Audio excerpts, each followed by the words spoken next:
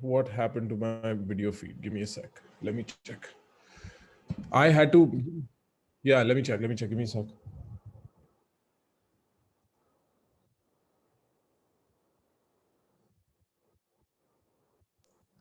Sid, you're not audible. There's no audio. Wait. Okay. Hi everyone. Hi. Huh. Welcome. I hope that I'm audible now. Yeah, one sec.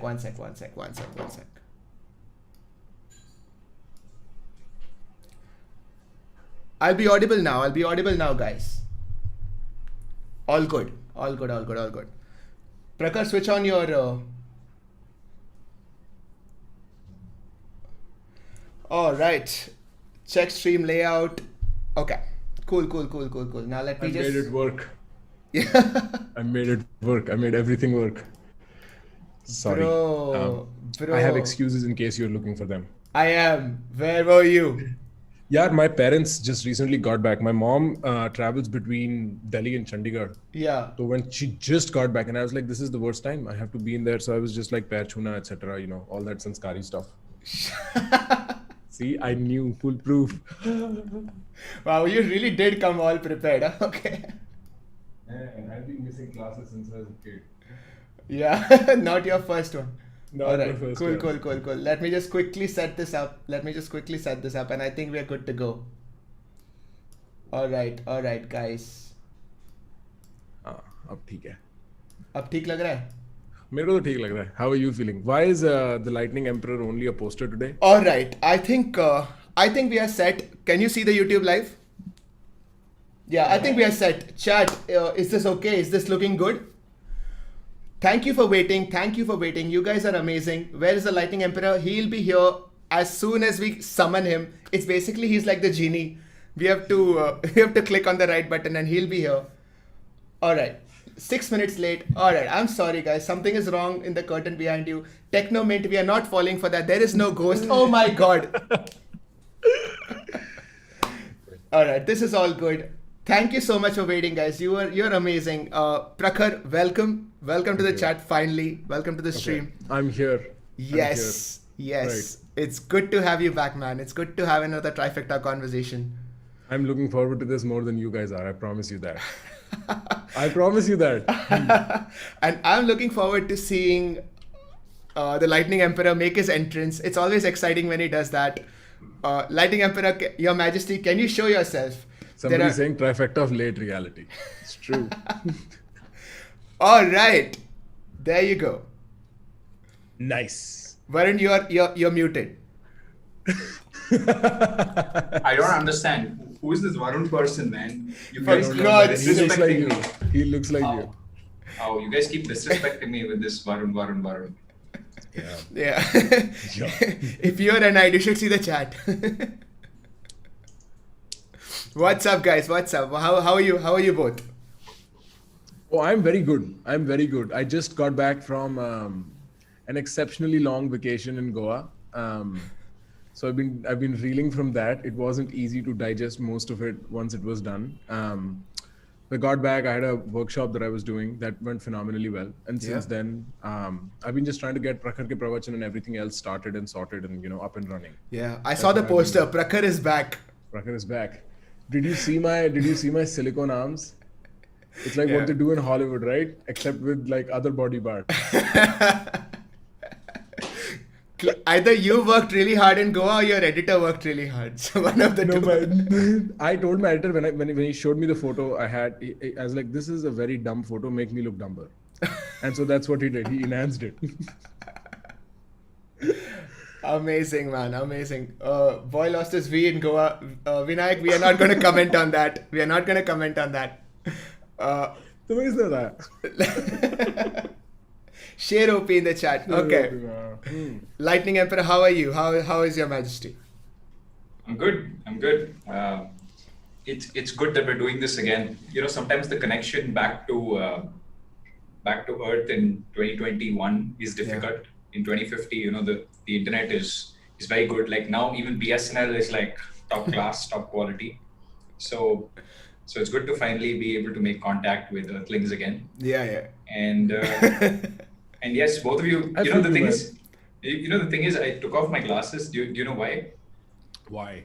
Because it's anyway going to be a 19-20 hour conversation. So I can't, it hurts, dude. It hurts this area of my temple. So Yeah. That is the definition of a wasted prop, by the way, in case somebody was wondering. I thought that you were going to say that this was so 2040 and by 2051 you have just got implanted cornea that is connected via Wi-Fi or something like that. You guys think that'd be 2050? I think it'd be sooner. Like Yeah, I this think is this is like a, how would you say? This is not cool. You Yeah. know, the fact that we have to wear glasses, that's Yeah. a problem waiting to be solved by somebody who's smarter than me. Arey karo na, do LASIK. It's Yeah. not difficult. It's like, it takes, my mom's got LASIK done. I think one of my uncles got LASIK done. It's a very common thing, outpatient. But we are 10 years away from smart lenses, smart eye lenses probably. Dude, you know what blew my mind? Talk about smart lenses. I saw this, I think it was TechCrunch or Wired or one of the tech news reporting things. Yeah. They're talking about new headphones that came out, or earphones, which you can put on in your buds. And then when you press a button, apparently you can select which direction you hear it. So you have an app, and you can say, I only want to hear these sort of noises. I don't want to hear crowd noises. Like you have noise cancellation, right? So it's very similar. But one of the features that was really kick-ass was you can hear much louder, much farther. Right. So what it does is it just picks up noises that are very, very, very far away, amplifies them to a crazy amount, does noise, improves the signal, and basically you're Superman. Superman has this long distance hearing, right? So what you're basically saying is that you are speeding up evolution. Look at Sid come to the topic. Sid's like, kahan jaoge? Main pakad ke le aaunga. Give me 1 second. Sid, you don't have to fix my camera. I'll do it for myself. Go on. Okay, I just did that, but sure, no worries. But both of the points that we just raised, I have to say it does tie up with evolution. You see better, you hear better. If technology can't do it, evolution will, except that it'll take probably 10,000 years as opposed to 10. Yeah, but I don't think evolution works like that, no, Sid. Okay. Evolution is not a system that is predictable. Neither do we know what is better for us. Like if you asked a tapeworm, what is a more evolved version of a tapeworm, it will not say consciousness. It won't say, I want, we're back to the tapeworm. Right. It won't say, I want legs. It doesn't know about the existence of legs. It'll just say, bro, I want, a larger stomach to carry food for longer. It's shit like that. Sure. Right? What is the stupidest way to evolve on this planet? Stupidest way? Yeah. What is the stupidest way to evolve on this planet? Assume there's any random creature, right? And it's going through a process of evolution. There is one type of evolution or one ability that evolution grants you that is good to a certain extent and then it's always bad. Trial and error. No. I think evolution's trial and error. So Yeah, exactly. So I don't. Right. What is No, it? there's one part. Anybody in the chat want to guess? Actually, it'll take some time, right? Yeah, probably. The answer is size.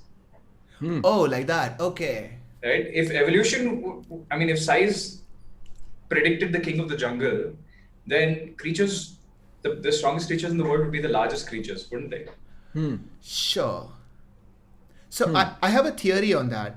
I think that the key word for discussing of evolution is efficiency. I don't think evolution is efficient. I don't think so either. No? I think evolution's I think evolution solves immediate problems with no concept of eventual problems in mind. So that element of efficiency goes out of the window. It covers the shortest route, not because it's efficient, but because that's all it can cover. It operates in a mildly ugly fashion, or we'd all be prettier. Right? Evolution's uncaring. The only way I think about evolution is it's algorithmic. Right. It's like trial and error and selecting for whatever random variation beats that trial. Right. Whatever random variation meets that, challenge. And to that extent, it's very step by step in the sense of the algorithm, one step at a time, cannot care for anything more. And then it solves for the immediate problem only. So I don't know how is it that, because we've discussed this before, haven't we? We've come around to talking about efficiency in evolution. Yeah. And I've always wondered, why is that a notion? Why do you think so? So, in terms of, I don't think evolution itself is efficient, but I think the goal of evolution is efficiency. So that is what I meant. So in terms of, if you need to take in energy, conserve energy, spend energy, and you need to reproduce, I think all of evolution is trying to find the most efficient way of doing it. But the way it does it is not efficient. So it basically has all these trial and error dead end roads. So dinosaurs try kiya, size try kiya, speed try kiya, small size try kiya, and then gradually you evolve as you learn, trial and error, and you're trying to find the most efficient way of energy conservation and manipulation.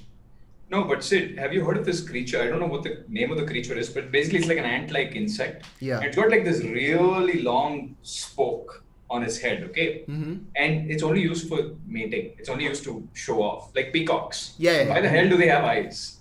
Right? So it's not efficient in any way that makes sense to human beings. It's efficient to other members of, one part of evolution, the reproduction part, is efficient only in the sense of gaining attention of the other, sex of the same creature, of the same species. So it's not efficient in a very human determined, like what we call efficiency, not like a physics definition of efficiency, right? Right. But I'll also add one thing to this.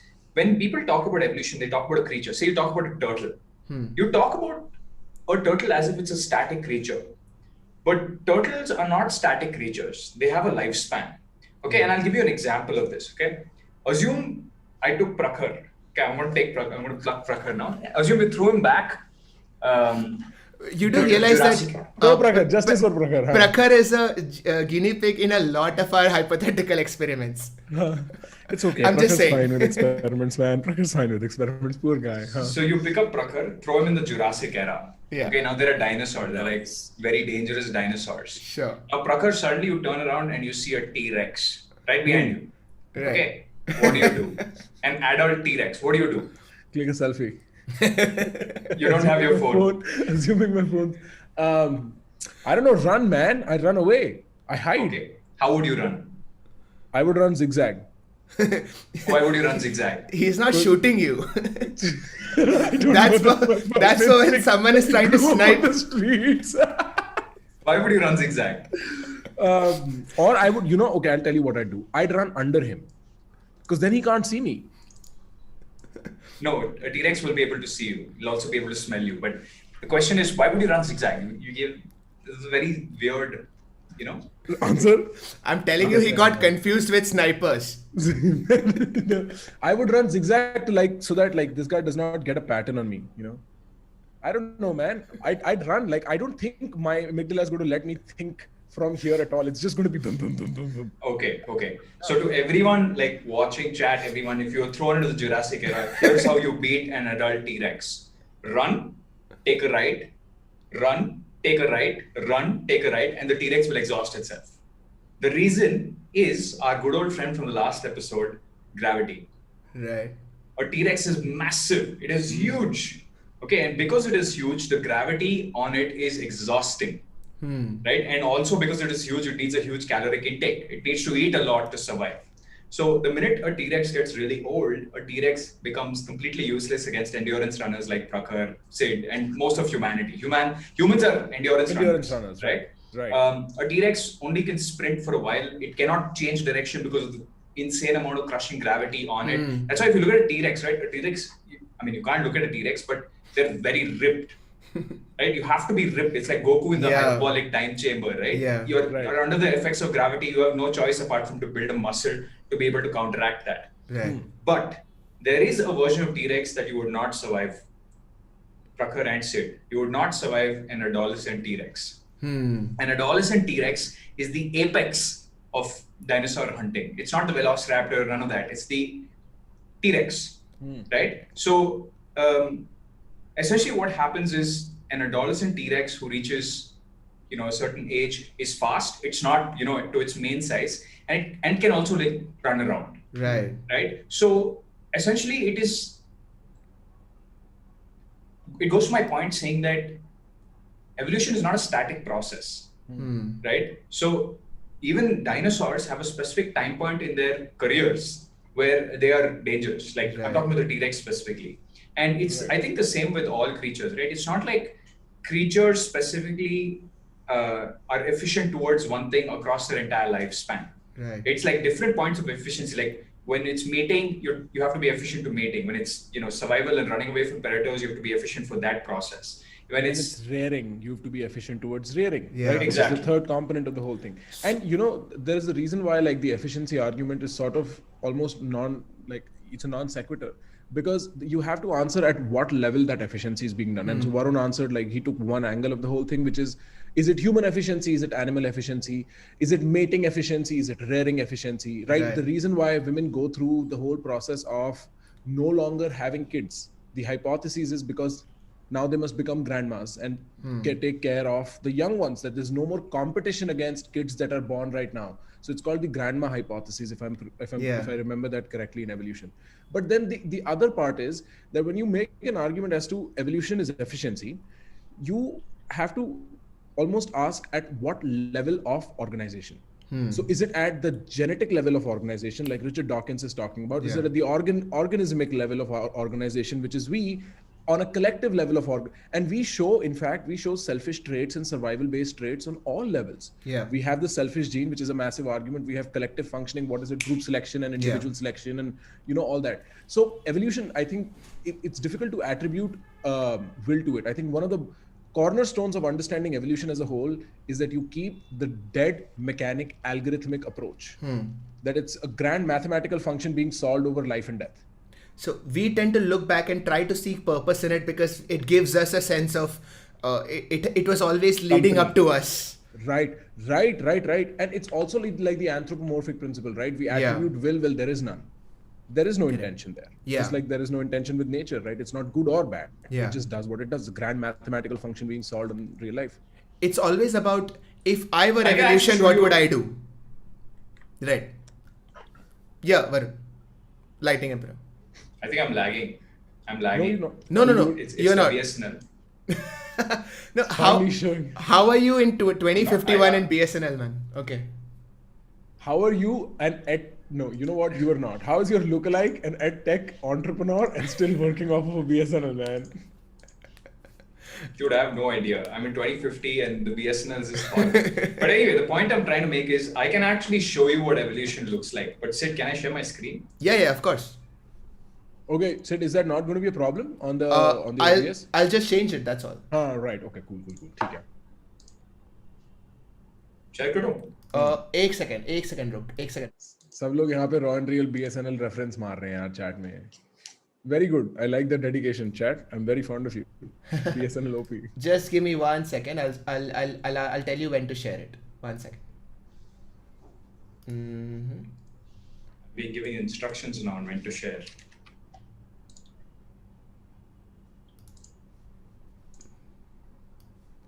Yeah. Okay. Yeah, you can share it. Hang on. This is what evolution is. Okay. I still can't share. Sid, have you ever heard of Daniel Dennett? Right? Okay. All right. I'm going to bring up Daniel Dennett once Warren's done showing. I think I've shown you guys copyright this. lag jayega. This is OpenAI. Acha. Oh, you've shown this. This is terrifying. I've shown this. This is terrifying as fuck. Okay, so watch this.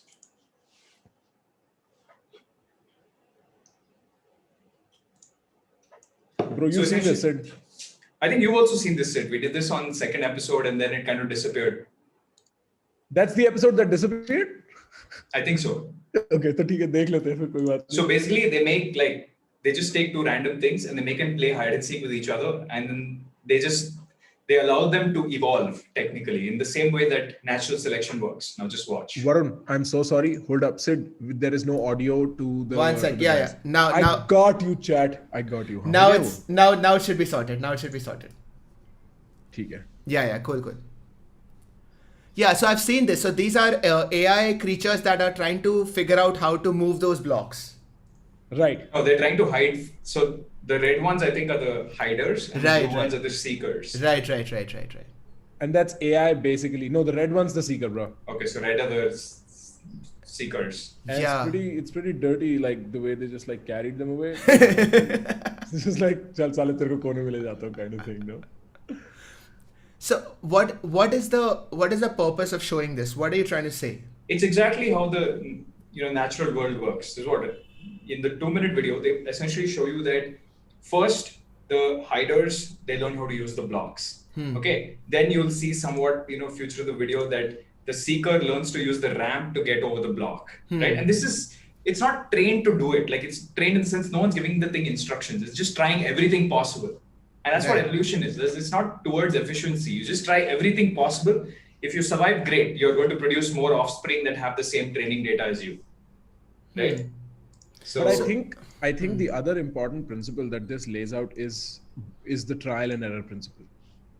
Is the fact that there's a subtle difference, and I think we might have been confusing that when we use evolution as efficiency as an argument. Is the difference between bottom-up intelligence and top-down intelligence, right? And then it makes a beautiful case about how bottom-up and top-down intelligences can look very same, but are absolutely different processes. Bottom-up intelligence is basically your trial and error. You have a bunch of options, you run one of them, you get an outcome, you decide from there, you run an option, you get from there. Top down is what we humans do. When you plan your day, you're like, okay, 7 to 9, this, 10 to 12, that, right? And then you execute that. And so, so then it talks about how evolution is an entirely bottom-up phenomena. You have anthills that look like that great church in Barcelona, that basilica, right? And like he's making that case that they might look very similar. Sagrada Familia. My man. You've been to Barcelona? Yes. Okay, beautiful. I've never, but I've heard so much about it. It's a beautiful place. Yeah, continue. Right. So that's kind of sort of the difference. Now, the other interesting aspect about this is something that falls in Taleb's purview. Yeah. Right. And he talks about the robustness or the anti-fragility of bottom-up intelligences and the fragility of top-down intelligences. One bad thing in your planned day and everything goes to the hell. Right. And on the other hand, with evolution, you might eliminate 45 of them, but that just cleans the population for more sharper evolutionary features from there, because it's flying on the go. It's deciding every generation, every environmental context, as to what to produce next, deciding in the sense what it lets survive in one way or the other. So I think there's a subtle difference there, but please go on. No, so my fundamental issue is that when we look back, of course, one problem is that we tend to see evolution as a straight line starting from unicellular organisms leading all the way to us. We know that is false. We know that is not true. And we know that evolution has had plenty of dead ends. And if you draw each evolutionary track as a vector, they are going all over the place and it might look random. But if you draw a composite vector of everything together, there is still an arrow mark. Right? If you compile all the vectors together, there is still an arrow mark leading from point 0 to point 1. So over there, can't we come to some sort of conclusion as to what has been the driving force? Why did it move in this particular direction? Let me reframe that question, and I think TLE might be able to, sort of better answer that. Because the real question embedded within this question is, why would matter try to organize itself in an animated way and then increase in complexity over time? Brilliant. What is the end goal? Like, what is this game? Right? Brilliant. The way we've answered this question in civilization for the last 5,000-7,000 years is God, by the way. So that's an untenable option as long as the three of us are sitting here. It might be an option of last resort. We might consider prime move or whatnot. Yeah. But why the hell is this magical stuff happening on Earth? Yeah. That is a question. I have a great theory, but I want to hear what TLE has to say on this. Right. I think, Prakhar, you screwed up the question. You said... I tried so hard. You said, why does this happen? But why do the stars shine? Because they got no other option? No, it's just... called them up and said Corona. Meaning is only a human concept. They shine because they must, TLE. They shine. That's the thing. You can't ask the question why. The right question for humans to ask is how. That's the thing. Sometimes in the English language, you confuse the word why and how. Like when we say, why do the stars shine? Somebody will be like, oh, because, there's, heat that's coming out from the stars, which we, interpret in a certain way. But that's probably the how. It's not the why. Right? How do the stars shine? Sure, your answer is correct. Right. Why do the stars shine? Yeah. No idea. It doesn't matter. It only matters to human beings. Yeah. That's what I'm It's saying. inherent meaning. In a Why concept, is a right? human concept? Exactly. How is a scientific concept? Yeah. So I'm, Very as a nice. person, I'm more concerned with the question of how rather than why. Like the Interesting. whys don't bother me because there is no why in the real world. And anybody who tries to answer it eventually becomes like, if you answer it with the more zeal you add towards answering it, the more amount of people you murder on the planet. I'm serious.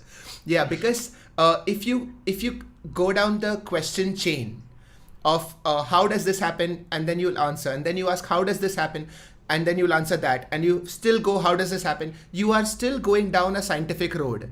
Whereas if you replace the how with the why, you will end up with God.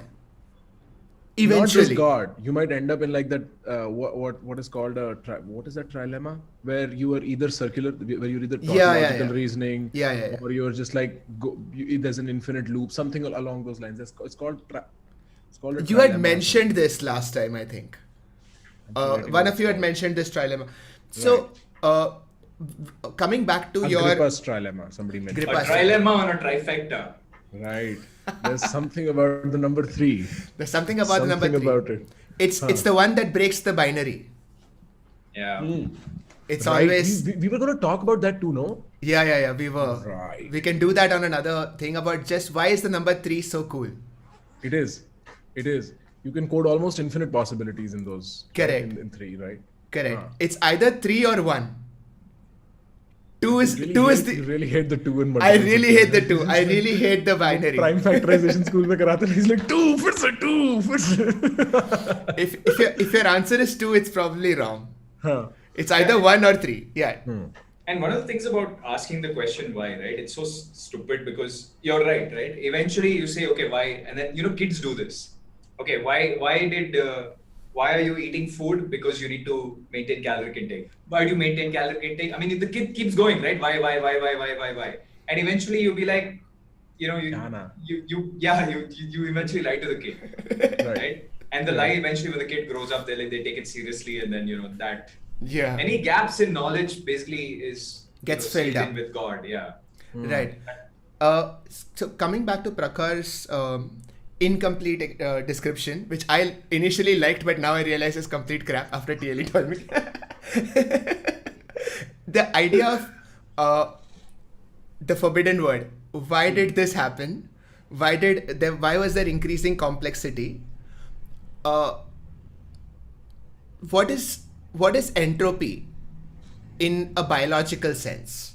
So we know of entropy from a physics sense, but can the concept of entropy be brought to a biological discussion? What do you think? I mean, you're constantly trying to fight entropy, right?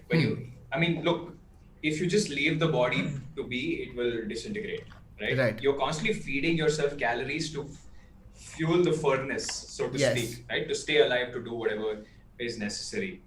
But that's about it. I mean, I think that's our primary relation with entropy, to stop. I mean, entropy is out to get us, and we're an active part of, at least in this local area, to try and reverse entropy. What is entropy? First of all, what is entropy in a line? It's anything disintegrating.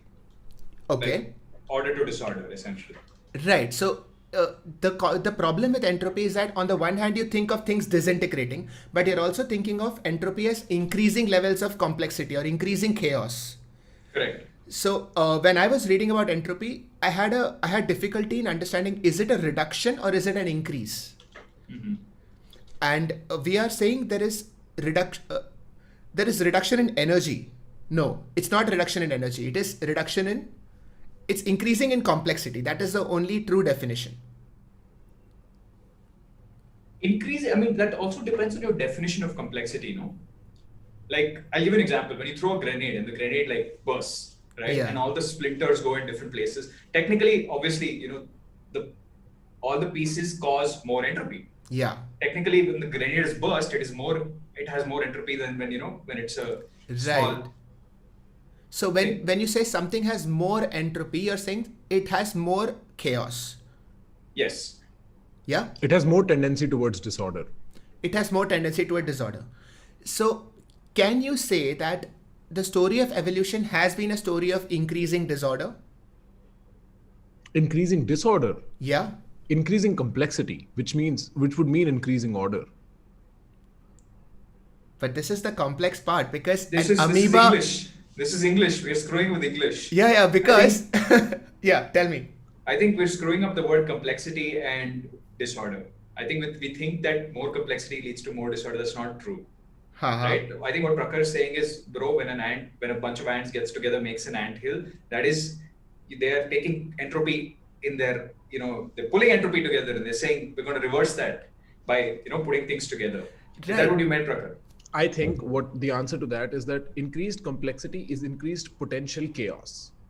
Right? It's storing that potential chaos within itself. If it is not brought to order, it will decay. So like the decay of a tapeworm is far less disorderly than the decay of a human body.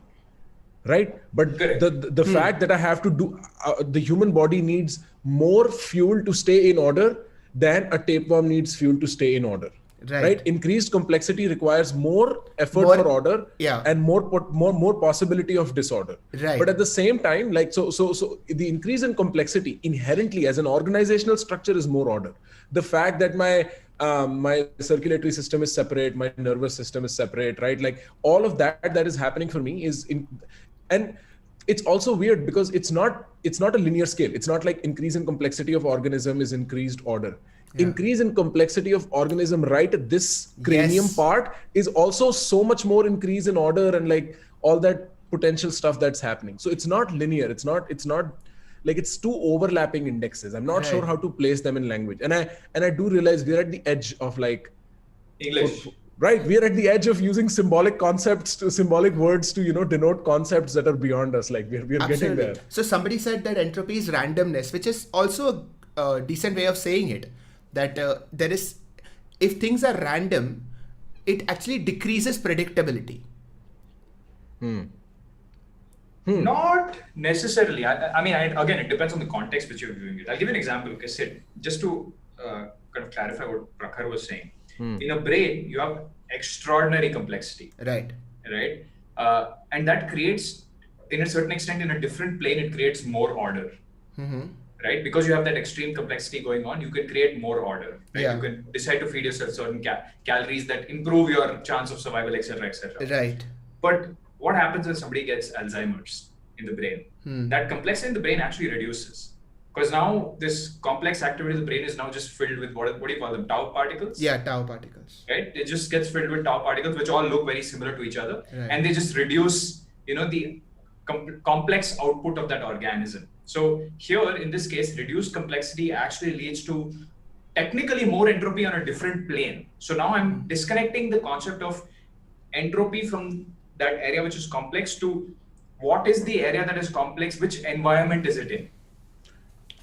I think what we are also sort of confusing is, when you asked, is there a biological entropy? Yeah. And Varun answered. I think Varun answered entropy on a physical plane itself. That was on a physical level, the entropy that biological systems have to go through, because biological systems are basically physical systems of one nature. Right? Sure. There is no, I'm not sure what biological entropy, so separate from physical entity, from physical entropy might look like. This brings me to the point of why I brought up entropy. Because with increasing complexity of cognition, and for me, all of evolution is just complexity of cognition. Everything else is just supporting it. We have the stomach, the bones, the intestines. Everything is just supporting structures for the brain, as far as I'm concerned. And the more complex your nervous system becomes, the more it can bring order, the more it can see patterns, the more it can understand and analyze its environment. And what is chaotic to a lower animal will make sense to a human being. And it can see patterns, and if you see patterns, you can manipulate patterns. And once you manipulate patterns, you can use those patterns to your advantage. Right. Correct. So, but at the same time, because it is now cognitively so advanced, it is also capable of increasing disorder. It is also capable of increasing chaos. And Nuclear these two wars. things, so it can create chaos where there was no chaos before. So a human's life is at the same time more chaotic and less chaotic than a dog. And this is what I wanted to explore. Okay, what is the entropy in thinking? How does creativity, which is increasing entropy, versus discipline, which is decreasing entropy? I'm not sure if it's still entropy at that point. It's disorder. Yeah, it's not entropy. Because Okay. now, Entropy is like the automatic function. No, it's like the function through time. Right. see, entropy only works primarily in two ways, right? Either you are disintegrating, like you mixed chocolate powder in whatever milk, and now that's, reversing that will require physical work. It will require you to expend energy as a human, or through a machine, through a centrifuge or whatever it is, to pull it out, right? So it's either you're disintegrating or you're expending energy. So that's the thing. Entropy does not require usage of energy. Right. Entropy happens without usage of energy. It's an automatic function. If you want to do the opposite of entropy, you need to expend energy. Yeah. So, okay, tell me this: if there's Big Bang, and entropy is there right at the start, it has always been there as a constant feature of the universe. If there was no constant energy conversion from form to form, what would the graph of the universe be like?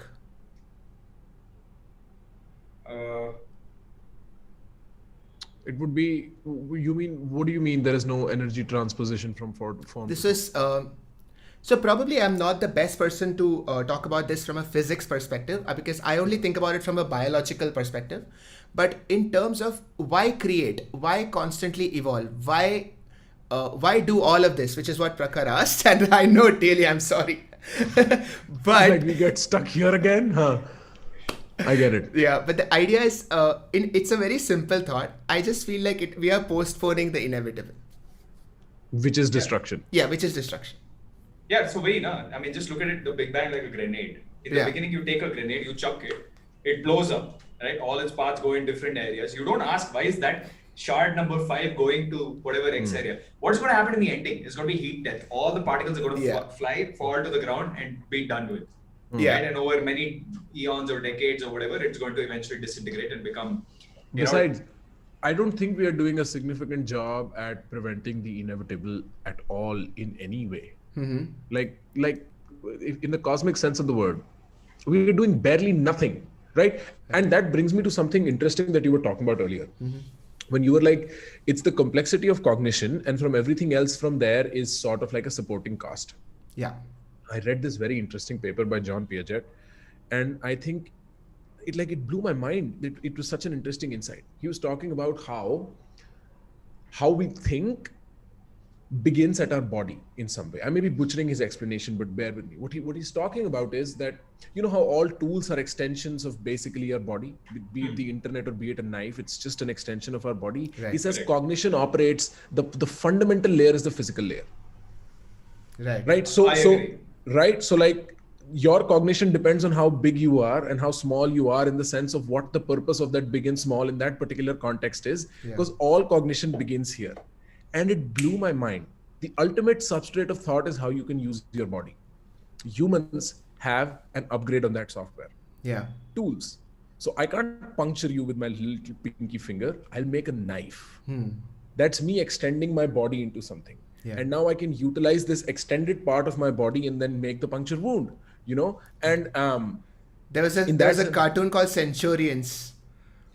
Never came across No, it. never. Prakhar, he's too young. Oh my God. How I'm young telling you. am I? That's the only reason why. You're what, 23, 24? 25. Yeah, Yeah, you're maybe I 25. did watch You Centurions. just missed it. I feel You very missed it by a mistaken. year or 2 years. Yeah. What was that about? It's just what you were saying. It's about human beings getting attached to all sorts of machines and becoming superhumans. Sort of. And it's very modular. It's like Lego. They're like, oh, today I need a shield. Today I need, jetpacks. Let me see. Centurion. Oh, Maybe I did see it. Yeah, it's super I'm fun. feeling very left out. Dude, Daniel Dennett, I mean, you brought up Daniel Dennett, right? Yeah. I want to tell you something interesting about him, because I heard one of his talks and then I read some of his stuff. I have his books here, Breaking the Spell and stuff. There's one interesting concept by him, okay? What is the functional use of consciousness? I was about to say constipation. What is the functional use Functional use of constipation, the newest topic at Trifecta. of consciousness? Okay, and it's essentially this. Have you used an iPhone? Yes. Okay, you can swipe right, you can open any app you want, you can open the finance app, you can open the calculator, you can open the notepad, you can do whatever. Yeah. What is the UI? What is the purpose of the UI? To For keep us your attention focused to that. to interact with the hardware. To interact with the hardware. Right. Essentially, you want some data Huh. from the hardware, you want it to reach a particular configuration. So it's for you to use that. Right. So basically, Dennett says the same thing, right? Consciousness is the UI UX of the brain, and it's not for you. It is for your environment. So today, my consciousness has only been designed for Prakhar, Sid, rest of my environment to come to me. They want some data from me. Is there a predator somewhere there? Or whatever, some data from me, and they ask me. They use language. Language is the thumb. Right? So they're like, "Mujhe Predator app open karo." My Hindi is bad, but like, open the Predator app. Okay, press the button, Predator app is open. I say, "No, bro, it's not there." You close the Predator app, you walk away, you stop talking to me. Right. And that's essentially what, in his definition, consciousness is. It's just a UI UX. It's not for you, it's for other people. So if you fundamentally break it down, you're saying consciousness is for communication. Yes. So if you didn't have to... It's the interface. Language is for communication. Consciousness. So think about, there are two ways to communicate, right? You can use your fingers. Okay. The other way to communicate, and this is, on our iPhone app. Here, you use language. It's like Alexa. What do you do when you speak to Alexa? Right? Think about it that way. You say, Alexa, play this song. Yeah. And then what happens? Right? Alexa says, sure, I'm playing this song. Right? So basically, Alexa understood you and it gave you a response. Yeah. Right? And Alexa, and there's very good thesis around this. We spoke about it last time. I'm pretty sure Alexa feels something. It's not how humans feel things. It's a very, very different kind of feeling. It's basically just have I got this match correct? Have I understood that person correctly? Yeah. Okay, or low confidence in this person's understanding or the words that this person has said. So essentially, sorry about triggering your Alexas, guys. But essentially, that's what consciousness is, right? We are UI UX for the next person to get information about the environment. And also about information from us. Right. And this idea of information exchange can be carried down all the way down the evolutionary tree. That's what evolution is, Sid. When you said efficiency, I wanted to replace it with information. Yeah. See, a father goes to his son before he's about to die and he's like, listen, I want you to remember all of these things. If you watch The Godfather, you see these beautiful scenes of Vito nurturing Michael throughout, not just Michael, but Sonny and whatnot. Yeah. Back when we had no language, or in fact, if you go up the evolutionary tree to a place where there is no way information can be transferred in any other way except biology, genes are the information storage mechanism. Yeah. It's basically slowly passing on experience over, and experience in a binary, alive or dead, alive or dead, alive or dead, on several different indexes. So wings, alive or dead, right? Legs, alive or opposable thumb, alive or dead. That's the kind of information it's passing. Yeah. And so here is the interesting part about evolution. I think before Darwin. Wow, that's a mind-blowing concept. Before Darwin came about and discussed evolution, there was another Darwin who was discussing evolution. Erasmus Darwin, I think that's his name. Guy was Charles Darwin's grandfather. Okay. That's where the initial conversation began sometime in the late 1600s. After which there was another interesting gentleman. His name was Lamarck. You heard of Lamarck? Yes. Right? Lamarck was like, listen, giraffes got to eat from tall trees. He's got to eat leaves from tall trees. He keeps stretching his neck out. Eventually, the neck grows. Yeah. And he is kind of right. He's kind of right. He's not exactly right. It cannot happen in the same generation. That is not how it works, right? It's the fact that only taller giraffes survive. This is what Charles Darwin comes up with. But then something changes from the Darwinian explanation of natural selection, which is that we invent something fantastic because we have this unique technology called language. Yeah. And that invention is culture. And then culture becomes this invisible storage space where we can pass on information. Cloud. It's a cloud. It's an abstract cloud. Yeah, except there is no consolidated, it's a decentralized abstract cloud. That's what it became. And through culture, we began to do something very similar to what Lamarck was hoping, which is that pass on information within the same generation from father to son. Yeah. And so we entered a kind of a Lamarckian age with what Richard Dawkins calls memes. The internet does not understand that. I'm sorry. But Richard Dawkins called it memes. A single unit of information that can be passed. Right, like poor guy though. He worked his life off, made a word, and everybody ripped it a new one. Like everybody like, "Tune meme bola sale, look, I'll tell you." Troll wala picture. Right. And then there is an experimental idea that evolutionary theorists, fringe evolutionary theorists, work on called teams, which is technological memes, which is like how technology comes to fuse with us in a way where information can be transferred even faster than intra-generation, even better than ideas. Yes, There are two concepts that it is so intricate. One is on memory. So it's almost like this is the story of memory. How can information be stored is memory, and earlier it is genetic memory, and then it is biological memory in the organs, and then it is mimetic memory, cognitive memory, mimetic memory, and then there is cultural memory. And now there's Dropbox. There is cloud. Yes, there is Dropbox. And now we're Dropbox. Now we're at that place.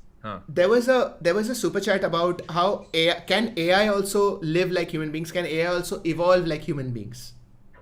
OBS is just reconnecting and it's okay. ठीक. हम चले गए. हाँ आ गए. All right, we're good. All right. Yeah, we are back. Cool. So it like the real question is what AI are we talking about? Because this is AI. Yeah. Right? A calculator's AI. Are we talking about AGI? Are we talking about AGI that is embodied in a form that is biological and prone to decay? Because if it's silicon and does not die, well, there is no evolution there as such. And then evolution is different. It's downloads then. Yeah. Because it's basically information, right? It's like, okay, it's like Neo from that, what's that guy's Matrix. name? Matrix is like, okay, now I know Jiu-Jitsu kind of a thing, right? Like instantly. So like the example we used last time when he just goes on to Google something.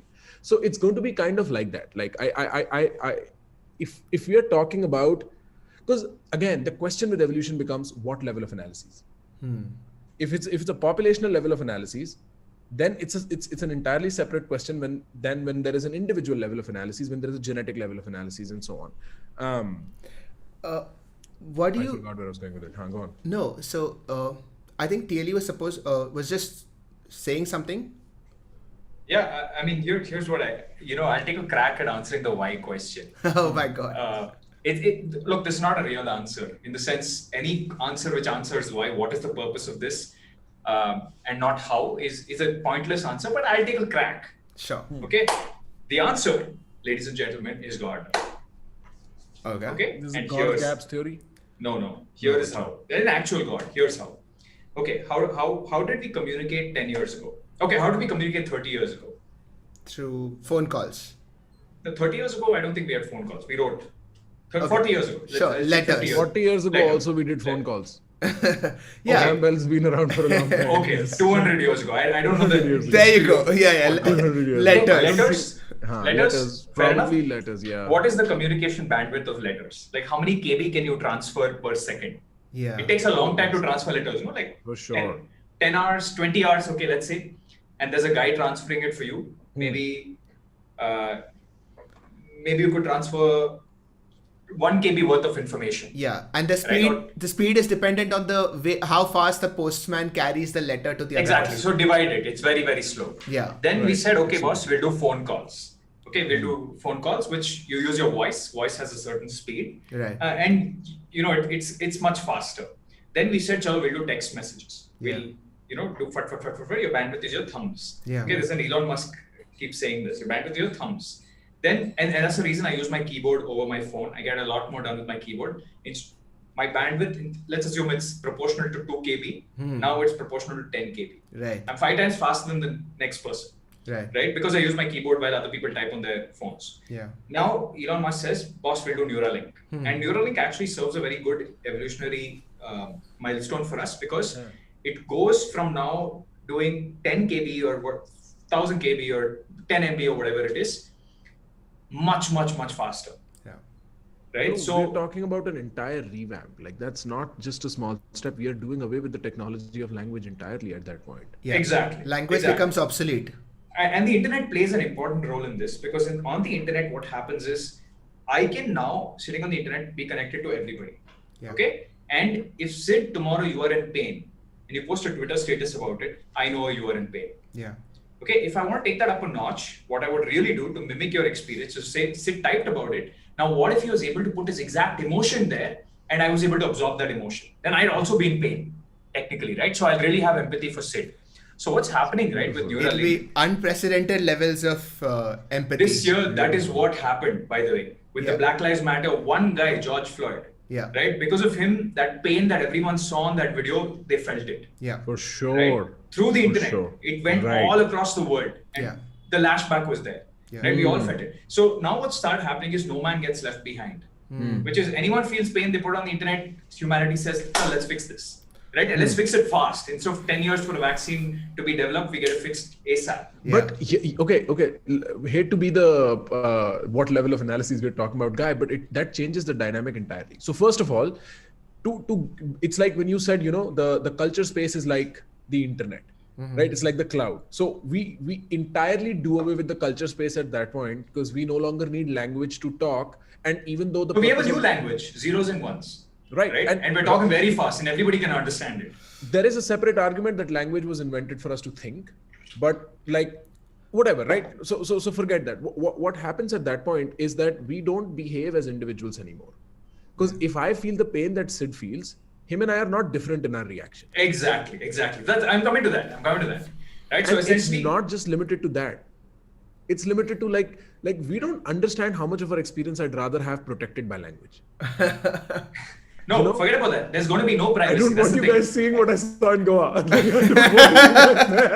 but Prakar, this is the thing, right? This is why privacy is such a stupid point. Like everyone's fighting against privacy and I'm like, it doesn't matter.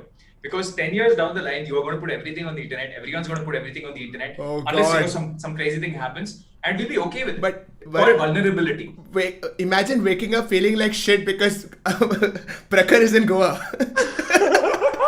But that's the thing. That's the thing. But you can do something really smart if you have unlimited communication, very fast communication. You can actually feel Prakar's feelings in Goa, and you are technically Prakar for those 5 days if you want to be. You can sit at your home, bro. You can be anybody. Trust me, Sid, you want my life, bro. You say, bro, you got to share feelings with me, bro. It's like I can tap into a surgeon. I can be like, give me your surgery skills. And probably there'll be a market, okay? There'll be a market where the surgeon says $10 for every hour of my skills. I'll be like, okay, pay $10 right in my brain. Everything happens in my brain. Tap the button. Realize this is the ultimate reality show. Live as Shah Rukh Khan. Live as Shah Rukh Khan for a day. Dude, that's what fans do right now. They're anyway vigorously. What are movies? Right. When you watch a Shah Rukh Khan movie, you're like, I want to run around trees. Yes. Right? It's vicarious consumption. It's like living through somebody else in that moment. That gets fused. Someone said sex will change forever. Everything will change forever. No, I just did not want to say that. Exactly. Yeah, you can probably be what do you call it? Have relations with absolutely anybody, right? And in your brain, everything happens in your brain. For sure. I mean, everything still happens in your brain. And porn is a precursor to that, by just saying. Yeah. Okay. Porn gets destroyed immediately at that point. Right? You don't need porn. No, it'll just change. And by the way, so that's what happens, right? Everyone gets connected.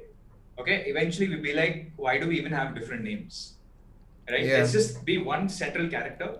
Sid has his own story, Prakar has his own story, Varun has his own story, but it's all one central character playing these, many This is that egg story, man. Character. It's just us.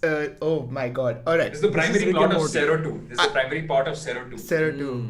This is Rick and Morty ka wo wala episode, no, with the hive mind. Yeah. Exactly. So your life sucks. Take somebody else's life. Who cares? And you think it's far away. It's not. It is not. Okay, I'll tell you my fundamental problem with the initial part of the story. I agree that this is where it will go. The initial part of the story with Neuralink, and even when I was listening to his presentation and after I got my mind blown and after it came down, jab nasha utar gayi, uske baad I was thinking of how we are giving so much importance to our logical cognitive self and saying that we are adding Neuralink as an extra layer of prefrontal cortex. And saying that we will now be able to calculate, we will now be able to communicate without the barriers of what you said, bandwidth dependence. The problem is that our limbic system is still the same. So you can shut it down. You can shut down the limbic system and so you do it all the time at work. Of course, dump serotonin. Like somebody wants some desire, dump serotonin in him, he'll be fine. And that's going to happen. Like whether you care about it or not, it's going to happen. I don't think it, like, I think he has a valid point. So first of all, like, I don't think an organism if it's still operating on a biological level, You won't. continues to survive. You won't.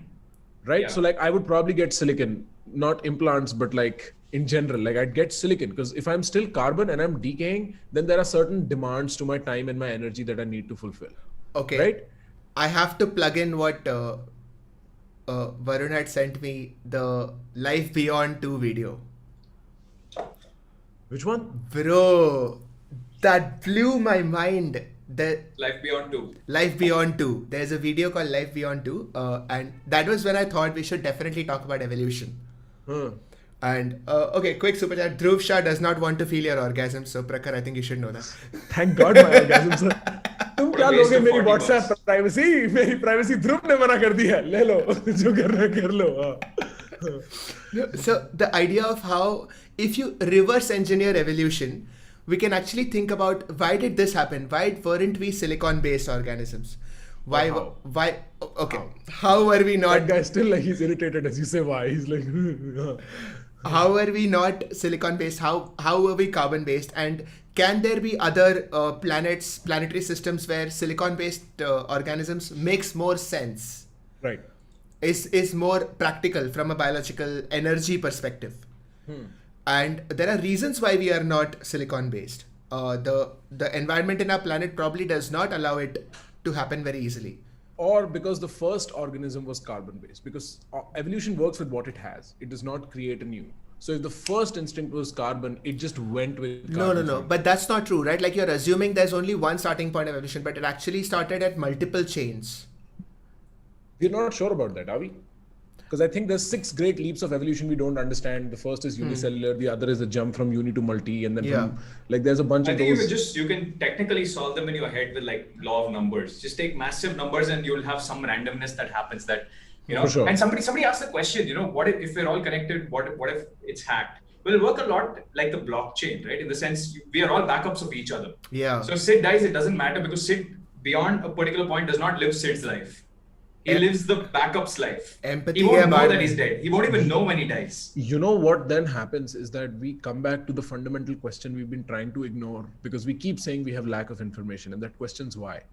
Yeah. ठीक है, अब we're all like the same, right? Yeah. Now what? And then you have to answer a question why. Now I want to scale the skies or like you know travel the universe or like establish myself. Set Like, there backups. has to be a why. Huh? Yeah, set backups. Like now, if I don't care about my death because I'm centrally connected and I live forever through any one of the 7.5 billion lives, I'll go to the sun, I'll burn in front of the sun, but I'll have the experience of going to the sun and I'll send that experience back. I'm like, guys, this is how it felt to go into the sun. And you'll all feel it. You'll be like, oh yeah, this is how it felt. But you don't pay the price for it. The adventure sport category just blows off the window. Yeah, He's yeah. going to go wild. This guy's like, ठीक है, मैं तुम्हें करके दिखाता हूँ. I'll go to the sun.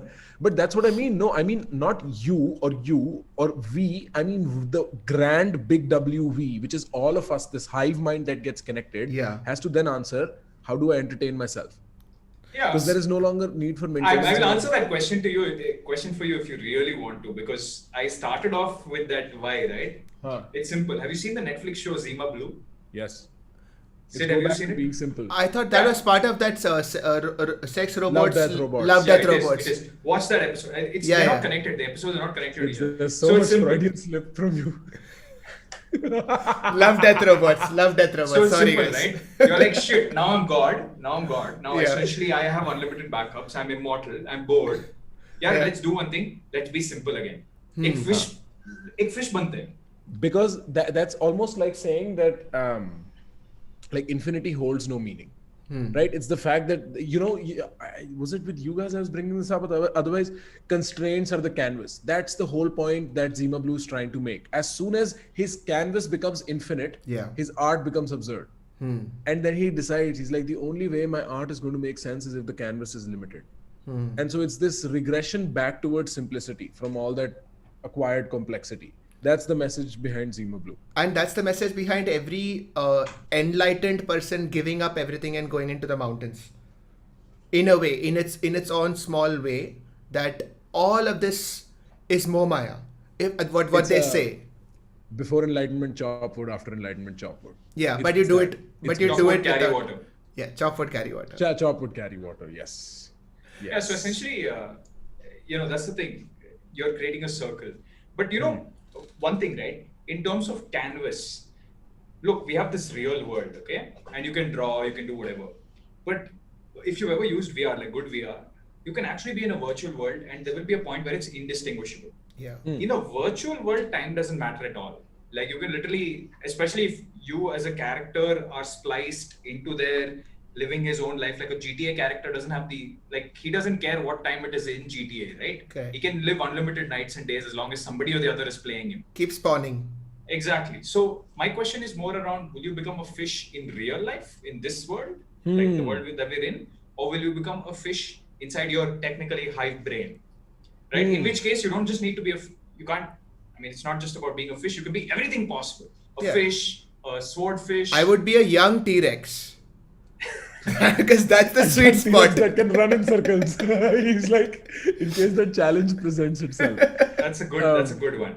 But what that also would then require is for me to conjure up my own illusion. Right? Like I would have to render this new digital world that I might want to acquire as a small fish. And that would mean we end up somewhere in what is that theory that I've discussed with you guys before? The fact that this is all an illusion. I'm forgetting, it's skipping my mind. But then we end up like the whole VR theory, the whole this is basically computer programs running. Right? We probably end up in that space from there then. Yeah, and you can actually, when you're doing it inside your brain rather than in this real world, because in this real world there are laws and limits. In your brain there are no limits. You can have any sort of physics. In that case, you would not just create a world where planets are spherical, right? Because gravity works that way. You could change the rules. You could tweak the rules of gravity a little bit, right? And you could make cuboid planets where life cannot exist. You'd make everything. You'd be like, let's try everything possible ever, right? So, and the probability of that happening is so high. Like us reaching hive mind is so high. I'm pretty sure we're already in one. Because the chance of you being in a hive mind is magnitudes above the probability that you're in base reality. That is what we are brought up thinking. We are all told that hum sab ek hai. That is already considered as the ideal state, that we should all behave as one. And it's right from school. I remember that concept is there. We need to have high levels of empathy. We need to look at everybody, treat others as you would treat yourself. Those are all small phrases that seem to lay the groundwork. I don't think they're connected. I think that's a biocultural imperative we have, given we are living in the wake of the Second World War and all that bloody stuff that has happened in the past, where we are like this idea that every life is valuable, which we take for granted, which forms the basis of all our laws and organizational structures and on population. It's a new concept. Like it doesn't really make sense to me on first principle basis. I have to take that as an assumption. I don't see a logical path to that place where I'm like, okay, everybody's life is usable, right? I can think of multiple logical exceptions if I was to take it purely theoretically, not practically, not going to go murder somebody. But like if I were to take it purely, this is a principle borrowed from religion, by the way. I don't think it has its basis in philosophy at all.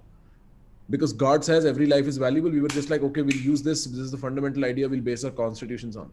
And my point is that this has kind of sort of happened in the wake of a lot of violence that we've seen ourselves do and recorded it. Yeah. I don't think that is the same as what a computer engineered, like a networked interface, large system of just humans being one with each other in here. But I do think what empathy you're talking about and mirror neurons that you're talking about is biology's attempt to do the same. Yeah. Right? Because like that's biology's attempt to connect us on a weirder level. One of the first things that came to me when you were talking of hive mind is that that would be the end of human on human violence. It'll be the end of a lot of things and the beginning of pretty much everything. Dude, that's the thing, right? Like when somebody, like I've seen people play SimCity. Have you played SimCity? Yeah. You build a city, right? Yeah. When there'll be like people walking around. I play Zoo Tycoon, okay? Here's what I do. I build a zoo. I build it for like 45 minutes, like when I was younger. Because I used to play at my uncle's house and he had only one very weak computer that can only play this game. I put like 5 lions in like one cage. They'll fight with each other. Sometimes lions kill each other in the cage and stuff. And then I'll open the cage door. Now zoo's packed. Okay, now the lion goes and just rips through everybody, and I'm like, haha, funny. Right? And that's why Elon Musk recently put out a tweet. He said, the only thing to be is to be entertaining. Right? That is probably I don't remember how he put the tweet exactly. He said, if we are in a simulation, the right way to do it is to be entertaining. Yeah. Right? At least be fun. Be anything, but don't be boring. Yeah. Which is, in another way, it means you have to keep communicating with each other. And the only way to keep communicating or increase your levels of communication is to be entertaining or knowledgeable. You have to give something to the people who are observing you in order for them to keep coming back. I think it's born out of like the understanding how it's like life's a drag. There's no purpose. While you're there, at least be smiling and laughing and be entertaining, kind of a thing. I relate to Elon Musk. I don't know if I relate to him exactly, but in my head, I see his troll tweets and I'm like, I know what you mean. But I'm like, that's us level. That's you. But I follow you. I used to play Roller Coaster Tycoon. I'd do that. I'd build a roller coaster. Everybody would be hyped to be on it. And then I'd take off a few parts. And then people would just go crashing inwards and I'd be like, yes. That's basically an absurdity, no? Like if you look around and you see shit happening, World War II, or whatever, you just be like, hey, yeah, humans are entertaining. Right. I don't look at it like, oh, World War III. I'm just like, yeah, humans are entertaining. And even if I die, there's a good chance I'll go back into base reality where I'm in this AI pod. Yeah, you restart. Yeah, I wake up in like the Neo sort of, connected and I'm like, okay. Have you next. Heard of this game called Rust? Explode. Have you heard of this game called Rust? Yeah. You just spawn on the beach and then you have to basically look for pieces of rock, make flint arrows, sort of start evolution from scratch, kind of like playing Dr. Stone in a game, and meet up with other real world players and form teams again, sort of like Sea of Thieves, but not in the ocean. And the idea of how you keep respawning again. Oh God, Prakar. Such a drama, man. No, I think that roller coaster idea and even the zoo idea, it's a lot like COVID, right? So the AI or the God or whatever is just like, I'm bored. Humanity is like perfect now. Let's open COVID. Let's throw this virus. Let's see what happens. Right. So I think it's not improbable. Like I said, this is not a solid fact. See, in science, we believe in something called falsifiability, which is, can you test this? Yeah. You can't test this. You can't. My fundamental problem with the way that evolution is likely going to go with technology is that a lot of things that we have evolutionarily considered as very important is not going to be so. And it could be possible that before we become a hive mind, we will collectively have a huge identity crisis. At a species level. No, so yes. Right? Because like the first world, if you take the first world cross section across the world, it's an identity crisis already. Like we can see the symptoms of that happening. Depression and anxiety all-time high. It makes no sense. Right. How? Why? Great struggle. Right? Yeah. And so it might be whatever, but it's beginning to happen, that identity crisis. The answer is why. People are asking themselves, why do all of this? And exactly, if you're not struggling, if you take away someone's sense of purpose, which has been ingrained over the last 50,000 years, if you take it away, what will they do? Who are they? And then next step, if it's a hive mind, then we are taking away sex. Not necessarily. No? Or we are just you still live your ourselves. Life. You still live your life. It's just you can switch between being in your brain and being in, whatever. No. The main fuck yourself just became literal. We got to that. Oh, damn. This is the book you were talking about falsifiability. This is Thomas Kuhn's Revolutions of Science. Brilliant book. Lovely. Like he lays out the intellectual foundations of how science evolves. Brilliant stuff. Okay. Modici goes to Bear Grylls. Okay. But I'll tell you what you were talking about, this whole idea, I animated it beyond need, the whole sex being obsolete. But this is the criticism of modernity that a lot of thinkers have been making, is that it strips away what is biologically necessary for us. And so one of those things that Varun points out is struggle and physical labor. And the other stuff that, say, like a Chesterton, who's more of a theological thinker, points out is this biological need for a God.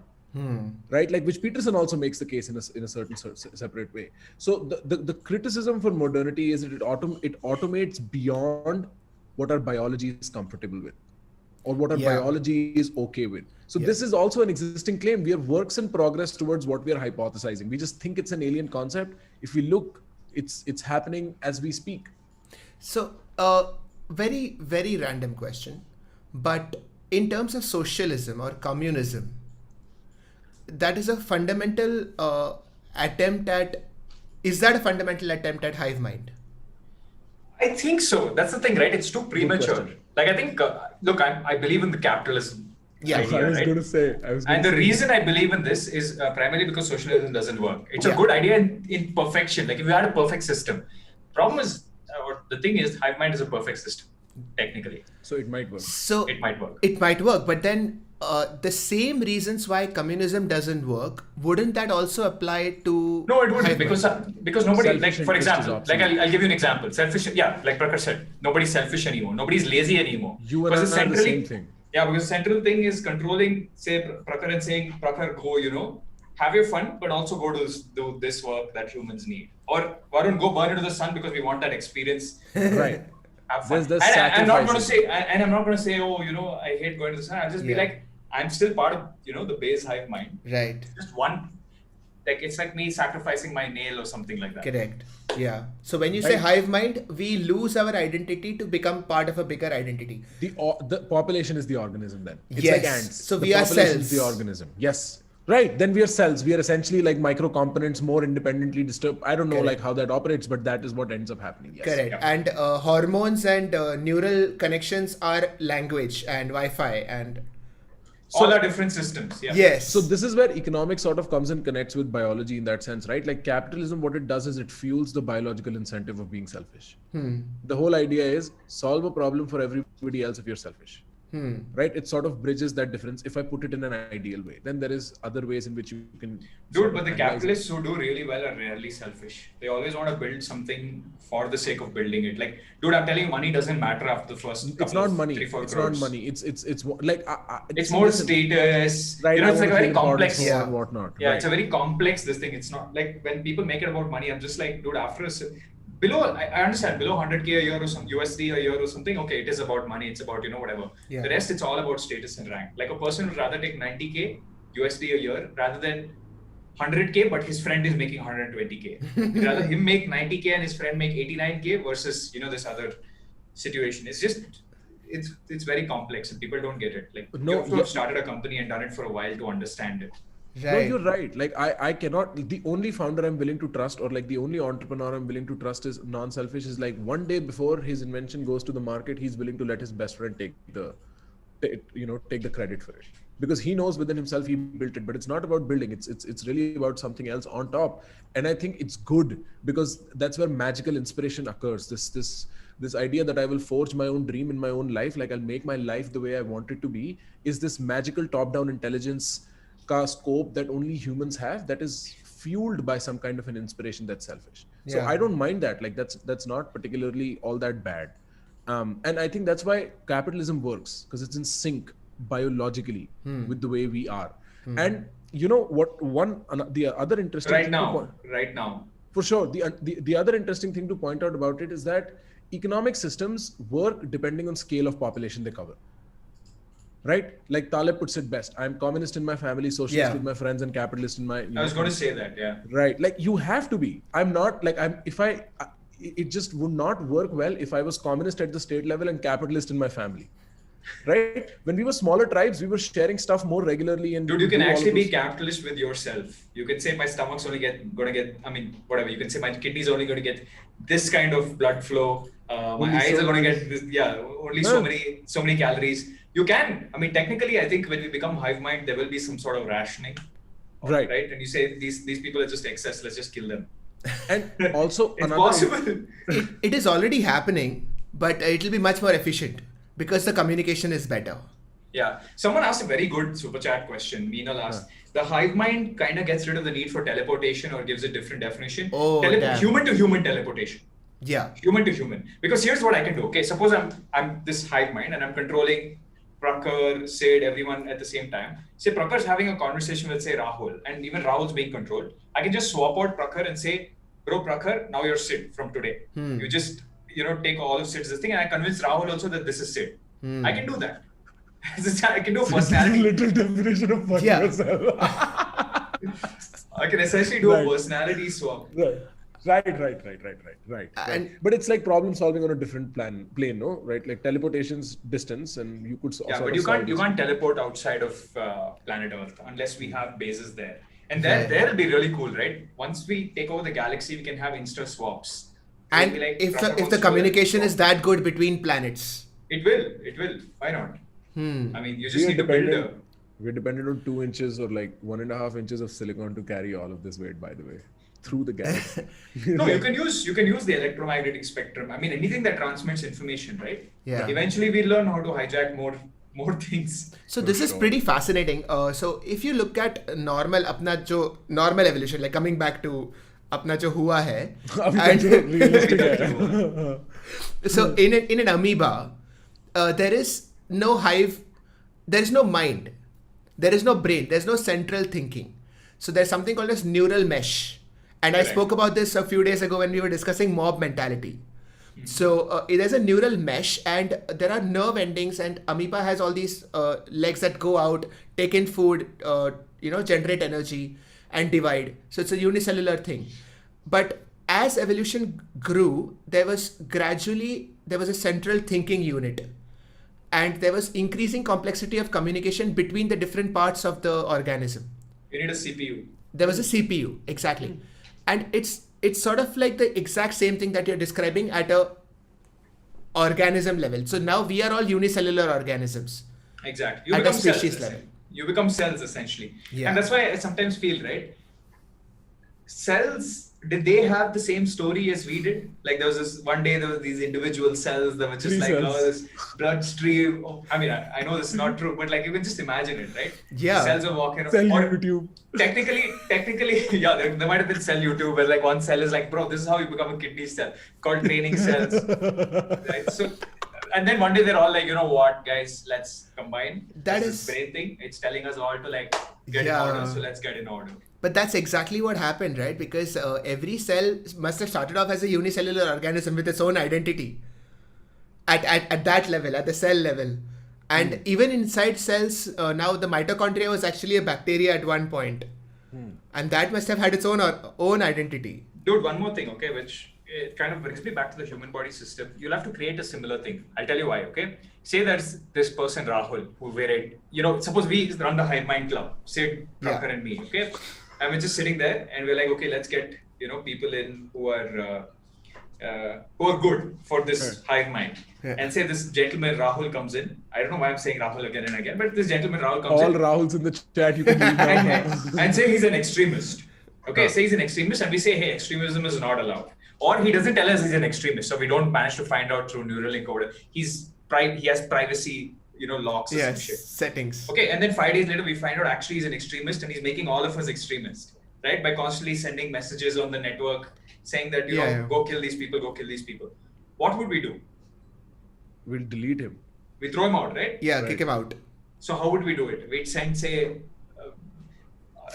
we'll have to kill him in the real world. Right, that's what I mean. So this is pretty real world. Say Prakhar will say, we'll tell Prakhar, hey Prakhar, can you go? Prakhar is always ready, bro. It's like Prakhar will go kill him, remove him from the network. Guys, this is all hypothetical, guys. And throw him out. Rahul, I'm sorry. And throw him out, okay? What is this called in the human body? Excretion. Apoptosis, no. It's the immune system. It's the immune system. Essentially, that's what the immune system, like, first it has to find out that something's going on. In a big network, sometimes you can't find out who's sending extremist messages. Once you find out, you'll alert Prakhar. Everyone says, hey, go tell Prakhar. And this is a compliment system, by the way. It's very complex. Yeah. But essentially, everyone's telling, hey, he's there, go kill him. So Prakhar's constantly evading people. Like, not Prakhar, sorry, Rahul. Whoever we call him. The other way of looking at it is if Rahul is in that club and all of our conversations sort of make him realize that he is not suitable. And he kills himself. That is apoptosis. And that also happens a lot. No, I think that's more like throwing him into the sun. Like, we'll be like, Chalo, see, Rahul is decide unsuitable. karo. He's Huh. unsuitable. Might as well throw him into the sun and see what that experience is like. Good Right. God. I don't know why And guys, every one of our conversations I have to release these statements that guys, this is all hypothetical. There's nothing Of course, this is medical legal hypothetical. going on here. There is no, of course, तुम्हें पता है ना राहुल बेचारा एक मेरा दोस्त होता था राहुल भाई बेचारा इसका मिनी क्लिप बनेगा ना पूरा राहुल सब hypothetical है सब hypothetical Yeah. but I see hive mind is a very interesting possibility. And it's also possible if we can't communicate interplanetary, right? Then in each planet, we seed a little bit of the hive mind, let them take over the planet, and they're separate from us. So basically, you have Earth, who's one guy, and then like a human body, right? And obviously, Earth has all of us as cells. And then there's some people on Mars, they have some certain people as cells. And Earth and Mars are like, hi, bro, how are you? And they can actually Right. communicate through Wi-Fi. I mean, not Wi-Fi, sorry. Whatever. Some radio spectrum. waves, some bull stuff. And like there's that. some delay, whatever. And then all the planets decide, bro, we need to generate a hive mind. Yeah. And they make a hive mind. Eventually, you take over the universe. This is exactly the story of Last Question. And I think we spoke about this once. No, I don't think we have. No, Have we? Isaac Asimov, Last Question. This is exactly how the story goes. I think we spoke about Asimov. This is the one where in the ending he says, let there be light. Let there be light, yes. And there is a computer that is also evolving and human beings are also evolving. We And have. Yeah. Yeah. It was a very terrifying story. I remember. Now. It is, but this is exactly how it goes. That the hive mind just keeps on increasing. And gradually everybody's... So there is no identity anymore. There is just man. Right. And you can go into any planet. You can see anything because you're just everywhere. All of you are connected. It's a great storyline for evolution, but it's very terrifying. Yeah. But it'll be cool, dude. Like, I think it's gonna be... I don't know what it's gonna be. To be honest, let's just... And say... For sure. We were only scaling up on one index. We were only scaling up on entirely one index. We don't know how the other multi-dimensional, circumstances frame. Yeah. Like if we have a nuclear war in the next 10 years, I was going to say that. to hive mind, right? Like, or if we have an outbreak of a unique form of cholera, we just shit our intestines out and none of that hive mind shit's ever happening. Yeah, we go down Maslow's pyramid. We are again down to sab apna apna dekh lo. Right. And we are very prone to that. Like the slightest hint of uncertainty, and this slightest hint of uncertainty is also not an objective hint of uncertainty. It's just relative to your baseline. Yeah. Throws us in that place where you're like, yaar, tu apna dekh, main apna dekh raha hu. And then we suddenly don't want that again, right? Correct. So, the interesting part was this. But this is very interesting. Like when it also depends on when does that event happen? Before or after we reach that the singularity point. That point where our communication is good enough. Yeah, that's the thing, right? The event is the Neuralink. But see, right now, Neuralink can only read. Like, I can only read what you're thinking. I can't write to your brain. Right. So I can't force you to do something. I mean, I can manipulate you, but I can't force you and say, you have to go do this. Thank You God. can't even persuade him nicely, right? Persuasion is such a problem as You well. can. I mean, like, Facebook persuades you to buy shit, right? Like, For through their sure. algorithms. For sure. Yeah. So you probably have to do something like that because everyone's reading everyone's brains. Yeah. But I think the minute you can also write, that's when you read. There was through AI. a meme of a 9-year-old boy, white kid, after 10 minutes of unsupervised Facebook scrolling, he says, we have to protect the pure Aryan bloodline. For real? 10 minutes of Facebook scrolling, unsupervised. That's all. Dude, it's scary. It's scary. I met this cousin of mine who was just like, we have to cancel all these bad people in the US. I'm like, you're in India, you're still in school. Like, finish your 10th grade or something like that. What cancel? Some comedian you want to cancel the US. Like, what is wrong with you? Finish your geography homework. A very interesting lead to talk more about this. The ethical problem that comes with the hive mind stuff is Zizek, as a matter of fact. He does this conversation called Hegel and Neuralink. Pagal hai aadmi. Like, wo full power pagal hai. Like he has like the most abstract thoughts, but he talks about this one experiment that like a group of his friends or like acquaintances ran on humans, where what they did was they put nodes in here for physical movement, basic motor function control, right? Run, raise your hand up, this, that. And they did that on humans. This is a study that he says is not published, but they did that on humans. And towards the end, they come to ask the human if they felt as if they were being pulled by an external force. And the human said no. He's like, no. It was just like I'm doing it. Yeah. And then you've got to ask yourself how much of a lie is what your conscious experience is. Oh yeah, for sure. Because we're rationalizing all the time. Yeah. And at that point, you're like, acha, theek hai. So मैं already, like at this point already, all this fictional stuff that I'm talking about is probably the present. Oh yeah, so there is something called as the beta shaft potential.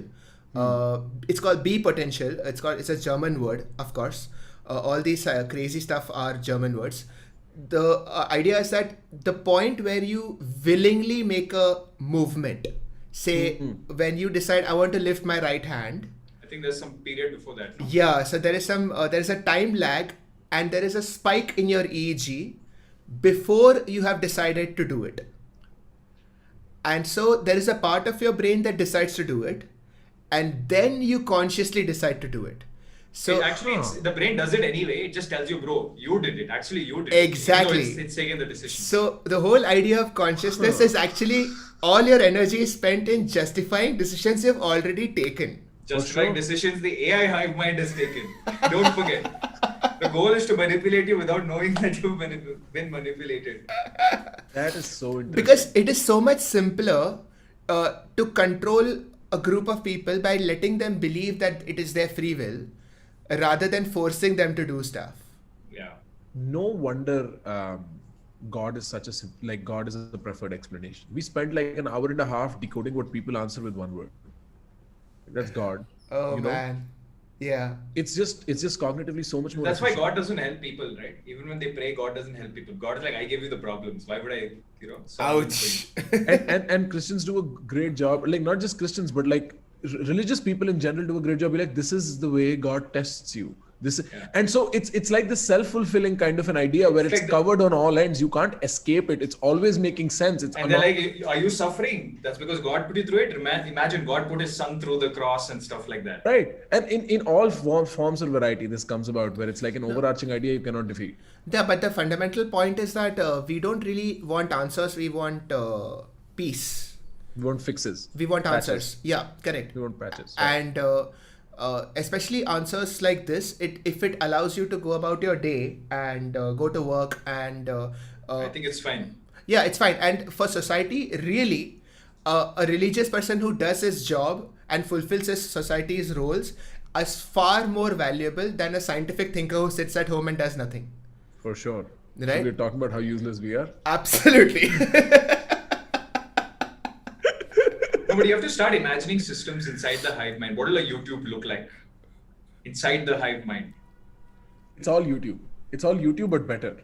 Like, you know how I say when movies get... Will it be zeros and one? You're like, oh, like for example, somebody comes to Prakhar, touches him and says, I got my zeros and one, and they go away? Or what is it? Like No.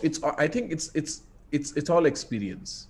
Like it's, you know how emotions, I think, are complicated packets of logic.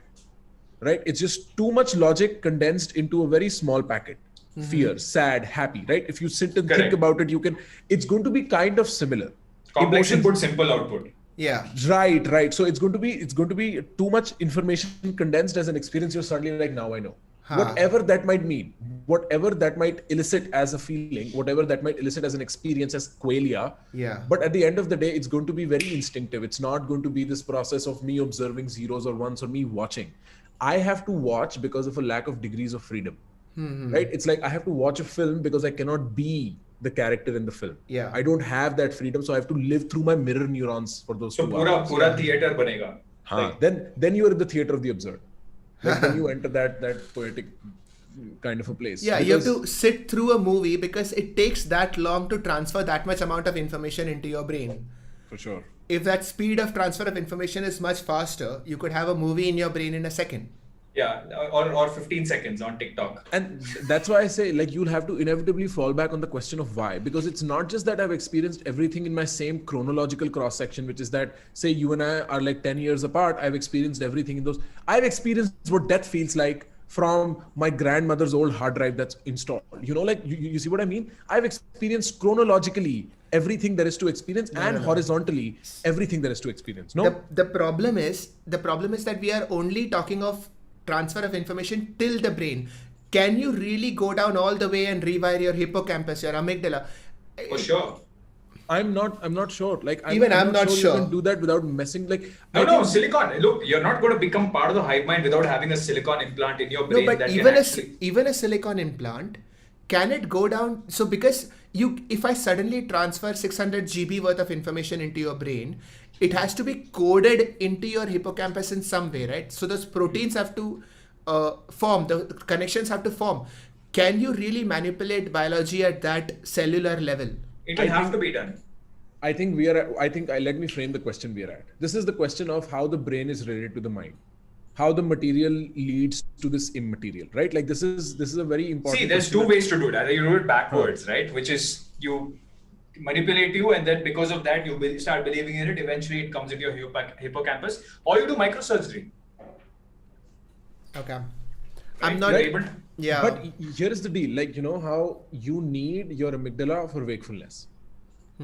Right? Like you need the fear response for preservation. Sure, yeah. I'm not sure you can turn the amp down on it entirely. As long as this is destroyable, as long as this is decaying, as long as this is aging, as long as this is a complete set of biological function, I don't think you can amp down amygdala and still expect it to work. Yeah. People whose amygdalas are amped down have, like, there's a variety of like neurological disorders that they go through. Right? Oh yeah, there's something called as Kluver-Bucy syndrome.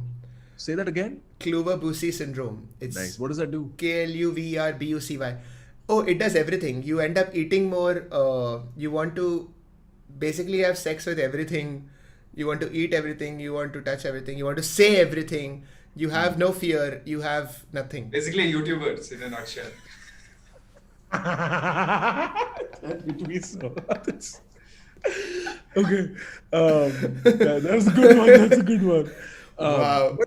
But it's kind of like that, right? So I'm not sure, as long as this is not protected by an external insurance, I don't think you can give up on the cost of because what you're saying is having the kind of control over the human biology where you are basically stripping down a computer and rebuilding it from scratch.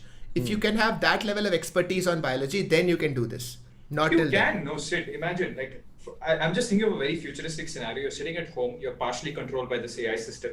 You probably have one thing jutting out in your room or whatever, which you can put in your brain, okay? And or part of your body, whatever. You want antisense oligonucleotides. You want to change the expression of some genes. You can get it done. Immediately, that central thing will send you whatever you need. Right? Yeah. So there is the possibility that could happen. Or there could be a center where you go in and it has all the tools and primary AI does, technically surgery on you. Or it just be like, this thing is useless, discard it, get to the next person who actually believes in our story. Yeah. Dude, it's going to be good. Is the analog of this one thing that I put in my head for all this stimulus on a biological level similar to scrolling? Can we see an analog there? Is that similar to scrolling? No, I don't think so. Can you explain? Can you expand on that? So like when you say, if I want to change a genetic expression, right? If I want to change my genotype, I put something in here which transfers information that elicits a biological response of a particular nature. Is the analog of that constantly scrolling because that does similar stuff? No, but you don't know what will come when you scroll. Here I'm saying you know what you want. For example, you're born with Fabry's disease, right? You want to change Fabry's disease, or you're born with sickle cell disease, right? And you want that changed. It's specifically, you know what you want, right? And AI knows what's wrong with you, so it says, I'll fix you. Right. Wow. Right. Yeah. It's an insane... what's my bigger fear? Huh. The people who have access to this AGI are the extraordinarily religious people, say assume left or right in the US or India or whatever. And they say, this is all how we do it. Plus there are these extra rules where you have to believe in this God, wear this color clothing, etc., etc. I don't think those are mutually compatible beliefs at that point. I think how does it matter? Someone is in control of this. They're like, you said, get to code extra beliefs. I'll tell you how that matters. So, you know how the 20th century was the age of experimentation of ideology. We keep talking about our 21st century is the age of experimentation with technology. Utopia through ideology and utopia through technology. There is a common strand there, which is exactly what the hive mind represents. Collective consciousness, as people keep saying. That's why it's such a dangerous idea packaged in such a nice word. Right? We tried it with ideology. The whole point of fascist ideology and communist ideology and any all of these them, other national... all of them. Evolution. The whole point... I don't know if evolution's ideology. I'm saying this is trial and error. Yeah, exactly. Right. The whole point of the ideology was to tie us in a nut together. right? That's the point of religion too. Let's just get tied together so we act commonly and then we preserve our interests. Yeah. If that is happening besides the point, I don't think this belief in an otherwise God with external impositions necessary at all. Like, I think from what it sounds like to me, because we are only all imagining it, I think it's going to be a very mathematical creature. Because there is nothing, there's no emotion left to chase as such. Like, there is no qualia left to chase as such. It's going to be purely cognitive and mathematical in that nature. Correct. And at that point, but I'm talking about specifically the inception point, right? I'm also looking at the numbers, right? I'm thinking there is, say, 1% of people who are like us and of the chat listening to this, and then the rest, like 99%, are like a different kind of India/world that don't get all of this, that don't understand all of this, and they're also the set of the world that's in power, right? So it's very easy for them to say, "Hey, you 1%er, you made this crazy thing. We want to use it, but we want these rules coded. Yeah. We are the government. We said so." And they're already doing this to Apple, Google, technically, right? Apple, like Facebook, for example, is saying, screw privacy. I want everyone's data so that we make the world. Technically, it doesn't make you better, Facebook, but them ruining, not having any privacy rules or just taking all your data actually helps them give you better products. Yeah, it's not a great thing if you really think privacy is bad, but if you believe in this hive mind, then what privacy? I also think you and I, where we differ in our imaginations, you still have a conception of the hive mind, but there is still slight disintegration, like there's still separation. There'll always be, no? Like in a human body, you could have cancer. It's not like the brain will be like, there's cancer, everyone go and destroy the cancer. Sometimes the cancer can be hidden. No. My point is, I think once you get to that place, it automatically assimilates to full integration. Like, I think it's a very slippery slope. As soon as the first moment we lost some of our privacy, we are moving towards WhatsApp's new policy and Facebook's new policy. And then, right, like, so I don't think I think it's going to be only temporary where you and I are still separate. I think it becomes unity very quickly. Yeah, but who is where unity? we are just hollow Right. creatures for some. We are already 70% there. We are undergoing the process of hivification. Right. So it's I mean, look at the internet, Prakar. Like, look at the 5 things that trend every day on Twitter. Yeah. Even though we have this wonderful godlike technology, which is the internet and excellent communication, it's still like ban this cooking oil, ban that, fight, ban that. war, this, that kind of stuff. But my point is, we are still separated. As soon as we stop being separated, they're throwing their limbic system on the internet every day. For the sake of survival, no? As soon as survival disappears. Expression, dude. The direction of expression is triggered by, and so all of us are expressing. Why are some voices louder than the other?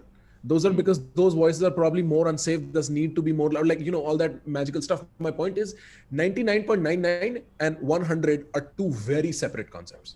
And as soon as we hit 100% integration curve on this hive mind kind of a thing, we enter an entirely different domain where I don't have to be worried for my existence.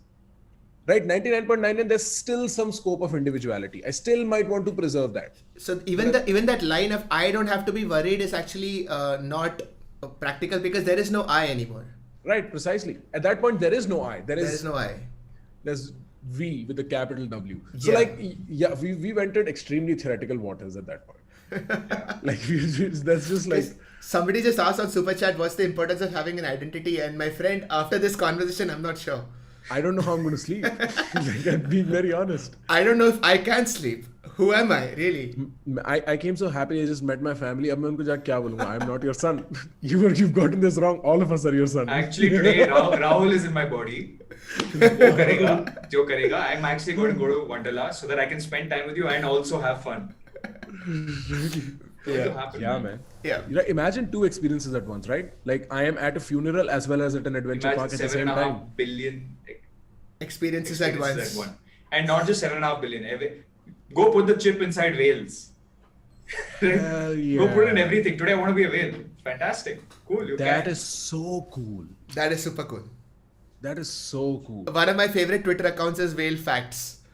And every day he's just present. He just talks about how a whale has never incited violence on the US Capitol. There is this page I follow on Instagram about octopus. Yeah. And it's so damn cool. Octopus are so damn cool. It's not even funny. They can change colors. They think they have lightning in their brain. Yeah. It's phenomenal. Yeah. And butterflies can see 24 primary colors or something like that. I don't know if it's 24, but they can see a lot more colors than human beings. Imagine having their vision. I mean, it'll be cool, dude. It'll be awesome. Like hive mind has. That's what I'm saying. On one side, there's the privacy. They're taking our data. But if you give 100% of your data and everyone does that in the world, you have hive mind. And the advantage of that is you can see 24 colors. You can see blah blah blah. What is super fascinating is that I think Gita talks about hive mind. If I now think about it from the hive mind perspective, that is what it says. You have no identity. You are not you. You are just here, but you are a part of something. Atman. Exactly. It's reframing the same instinct. There's this now you might think of it from two places: the top down and the bottom up. The bottom up being that you are nobody, you are part of a collective. This is a need that all religious writing and so on, and ideological writing and technological advancements have tried to have. Right. From a top down approach, it could be either that God created you to be hollow vessels and you are nobody essentially, or that this technology that we've been discussing that might happen in the future has actually happened in the past, and so Time like is a it loop. really. I'll take Right, the third like- one. I'll take the third option that he said. It's it's statistically most likely, but also I know in physics there's a measurement problem. Like we spoke about Boltzmann brains the last time. Yeah. But ideally we should be outnumbered by Boltzmann brains, and our experiences should be Boltzmann brains, but we know that's not true. So Just the fact that it has been so long since the Big Bang happened, and there is nothing else out there. That is the one thing that makes me very suspicious. That it's probably a simulation. and it's also very young in our universe. Like who knows what is going to happen? Imagine humans, go all across the world with their AI, whatever. Imagine what will happen in a few billion years. That's why I love Death and Robots, man. Yeah, that is Some of the something that you concepts- should watch. Yeah. Right? You've seen all of them? Yeah. You've seen the refrigerator thing? Oh, yeah. Basically seeing like that whole evolution thing happen in front of their eyes. Beautiful. Lovely. A universe in a day. Yes, right. It's Incredible. lovely. And so the idea of how after space age and after they achieve consciousness, and that is precisely what was there in Lucy, in a very childish way, but the idea of complete consciousness is disappearance of self. I agree with that. Yeah. Like the smartest people in the world just completely lose themselves. The thing is, that's one part of capitalism that I'm not able to kind of personally deal with, right? Obviously, I've got stakeholders, I have a team, we have shareholders, investors. Sometimes it's like, I know I need to disappear, but also I need my ego, I need my, sense of self to do what I do on a daily basis. Yeah. Because you can't, if I just say, oh, dude, screw it, I want to be a hermit from now on, I'll let down everybody that's believed and backed me. Sure. Yeah. Right? So that's the big, constant thing for me. But I'm pretty sure eventually I know which side of me is going to win the war. Right, but then cells don't disappear either. Cells also continue doing their work. Cells also have their own sense of small amount of purpose. You have to still reproduce. You have to still perform your role. If you're a liver cell, and if the hive mind drinks alcohol, you better process it. Or what good are you? Yeah. So that sense of individual versus collective happens at all stages. And that is, so to me, I think a lot of our mental health problems stem from this conflict of individual versus collective. That's Freud, straight up. Yeah. All of this is legitimately discontents in civilization. Yeah. That there is a fight between the collective pressures of how you must behave and your individual desires to behave in a certain way. Yeah. That's straight Freud. Yep. Go on, please. No, hang on. Just a couple of... wow. So just a quick note. Meenal Bhosle, who had asked about the question of teleportation, so she's the one who I have the discussions on astrophysics with. Oh, nice. So yes, so next time whenever we have it, if you guys like astrophysics, you want to be a part of the conversation, very, very welcome. It's I'm underqualified to be in that room. but you dude, I'm being honest. I have no clue about it. I'm just enthusiastic and It's your channel, Sid. Don't That's- forget. I will be gate crashing. I like chalo astrophysics. Right. Yeah. Bhas So Joshi. somebody the other day created an Instagram page. I think an Instagram page isn't best for this. I think the best channel for this is like a Reddit or something where somebody has a question, For sure. like deep question. Yeah. Everybody gets to give their opinion, right? Yeah. Which I think is the right way to do this. But do we have a Reddit You're page? super right. No, I don't No, think we we don't. have it yet. We can I'm sure We somebody can make one if we are all not lazy enough, which I think from our expressions we are very lazy. Or Damn it. if there has to be a fan page, you guys have the permission. Yes, or the hive mind can do it, which is what we have. Law of attraction, manifested. Yes, Manifested. so a YouTube community is a hive mind. Why not? It's sort of. You're using people. It is like that. Manipulation. Persuasion. He might want to call it persuasion. But Screw no, you guys. he's using the V word. He's not using you or I. So he's doing it right. We will do it, but you will, create it. But we can run. This is why hive mind won't work, because assholes ruin the whole thing. Some people just want it to be entertaining. What you can do is you can actually run daily hive mind experiments on that Reddit page where we all decide to do the same thing at the same time or some shit like that. And it'll just be really fun to watch. I don't know. We'll call it the hive mind army. If we have like that kind of a thing for our... Just call it India hive mind. It's political. It's slowly political. I just said India, dude. No, eventually, if it's an India kind of a thing, it'll eventually have to, stand for India. What's the point? Yeah, it's okay. One second. A couple of messages that I have to read. What's the importance of having an identity? Will he be able? Imagine someone with no identity, will he be able to tap into broader, unexplored dimensions of intelligence and creativity? Rajat Hari. Interesting question. So how we were at that point, I think like an hour and a half or so ago when we were talking about how language is at its edge, like we're messing up with using English to explain stuff like this. Yeah. I've often thought about what kind of an experience constitutes a place where for sure language does not suffice. Right? And it is the kind of, because language is dependent on experience. Yeah. And experience is dependent on language. It's a loop. You use language to describe experience and experience to borrow concepts into language, symbols into language, right? Yes. And we still, for thousands of years of experimentation that we've had with something like psychedelics, we do not have a way to describe it. That's a place where for language, for sure, for almost everybody I have ever met, short circuits. Yeah. And at that point, you are exploring these new dimensions. As soon as you're out of an identity, which is primarily what most of psychedelics do, you are exploring like newer experience dimensions in one. Do you guys want to talk about psychedelics sometime? For sure. 100%. What is that? What is this? So back in the day, TLE, in 2020, 2021, people used to experiment with all sorts of shit.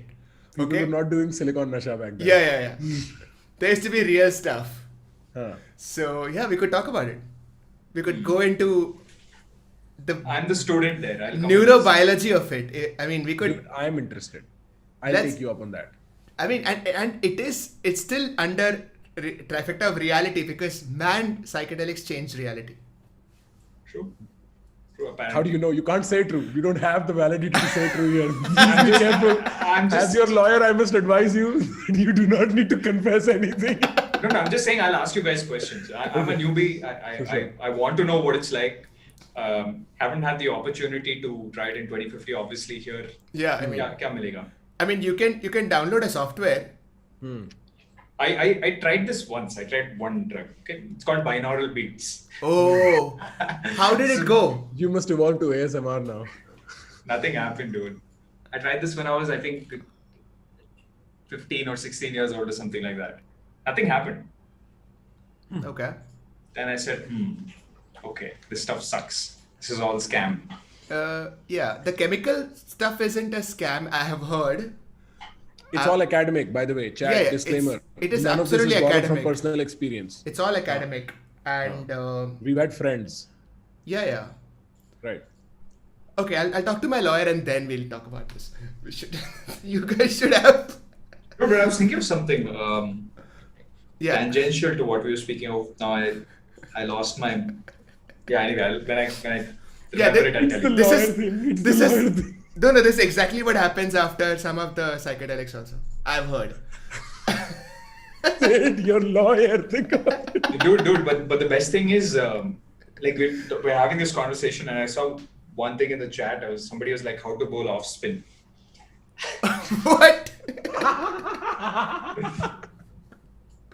Wow. Do you think people walk into a galat room?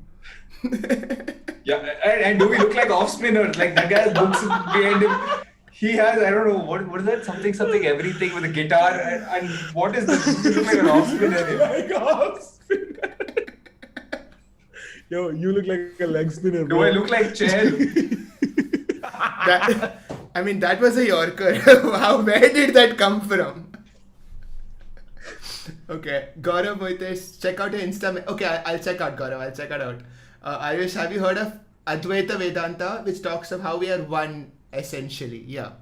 So that's sort of what I had said. That the answer is either 1 or 3. I dislike the idea of binary. But you know what somebody else pointed out in the chat when you said that before? When Yeah. you say the answer is 1 or 3, you were in the binary. For fuck's sake. That's how Kahneman says. He's like, you can do everything to learn about your biases except get rid of them. Like, he's like 60 years into doing all of that. I still haven't been, so whatever, 40, 30 years of being into all of that, he still hasn't been able to. So it's... For God's sake. Okay, that was very good though. Have you guys heard of... No, it's not Population Zero. There's this game, Population 1. There's this new VR game called Population 1. Have you guys heard of it? Sid, No. have you heard of it? Because No. you try VR. No. Population 1 is Battle Royale, which is like PUBG and Fortnite and whatnot. Except it's in VR. Oh. And it's got a completely new mechanic. Like, it's completely revamped and it's really cool. So you and 3 others... What's the controller like? You have like these Vive controllers, like these 2 Vive controllers. It's awesome. You can move around. How you can do I whatever. buy that? Where? Just first you need to buy a VR headset. Huh? Any VR headset is fine. Buy the Oculus Quest. Huh? And then go to Google and type Population 1. And just then I see can the just trailer. download that? Yeah, and play it. Put on the headset, just play it. It's amazing. It's like Okay. kick ass. At Dude, some point we are at doing Trifecta. this. At some point at Trifecta, we got to do this. Can we stream it? Yeah, of course. I can stream it. Like I streamed VR before. Have you guys seen me play VR chat with No. some of the I've Avalonians? seen it. I haven't seen Bro, it. it was It's sheer kick-ass fun. chaos. It's like somebody's like, lelo. It's walking past this guy. It's hilarious. Like, I've seen that one. Yeah. And this is one, we kept shifting rooms and this one Avalonian was just like, please wait for me, he was lagging or something. And we kept leaving him behind and the goal is like, it was really funny. We did a mission together. My God. So there's these shared experiences in VR chat where, and that's what I'm saying, right? The future is going to be kick-ass. Like, it's just going to be awesome. You can escape your real Dude, world. I love talking to Varun, man. I get so optimistic about the future. I'm not kidding. No. Every time I speak to him, I get like extremely like pessimistic about the future. That's why I did not speak to him for a few months. I was like, this way I can't live.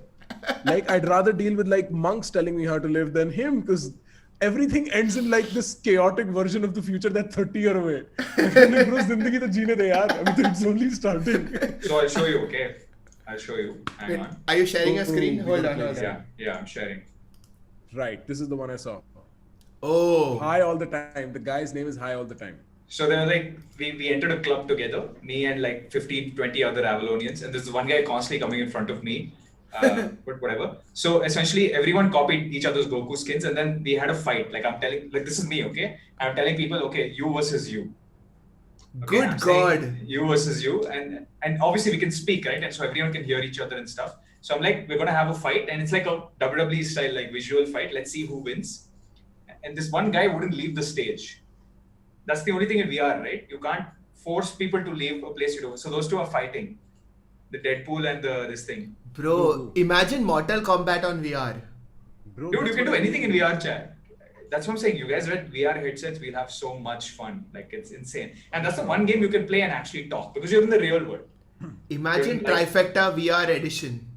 Right? So it's essentially me versus this guy now. That guy lost, that Deadpool. So essentially I'm doing a Kamehameha and he's like powering up or something like that. God damn it.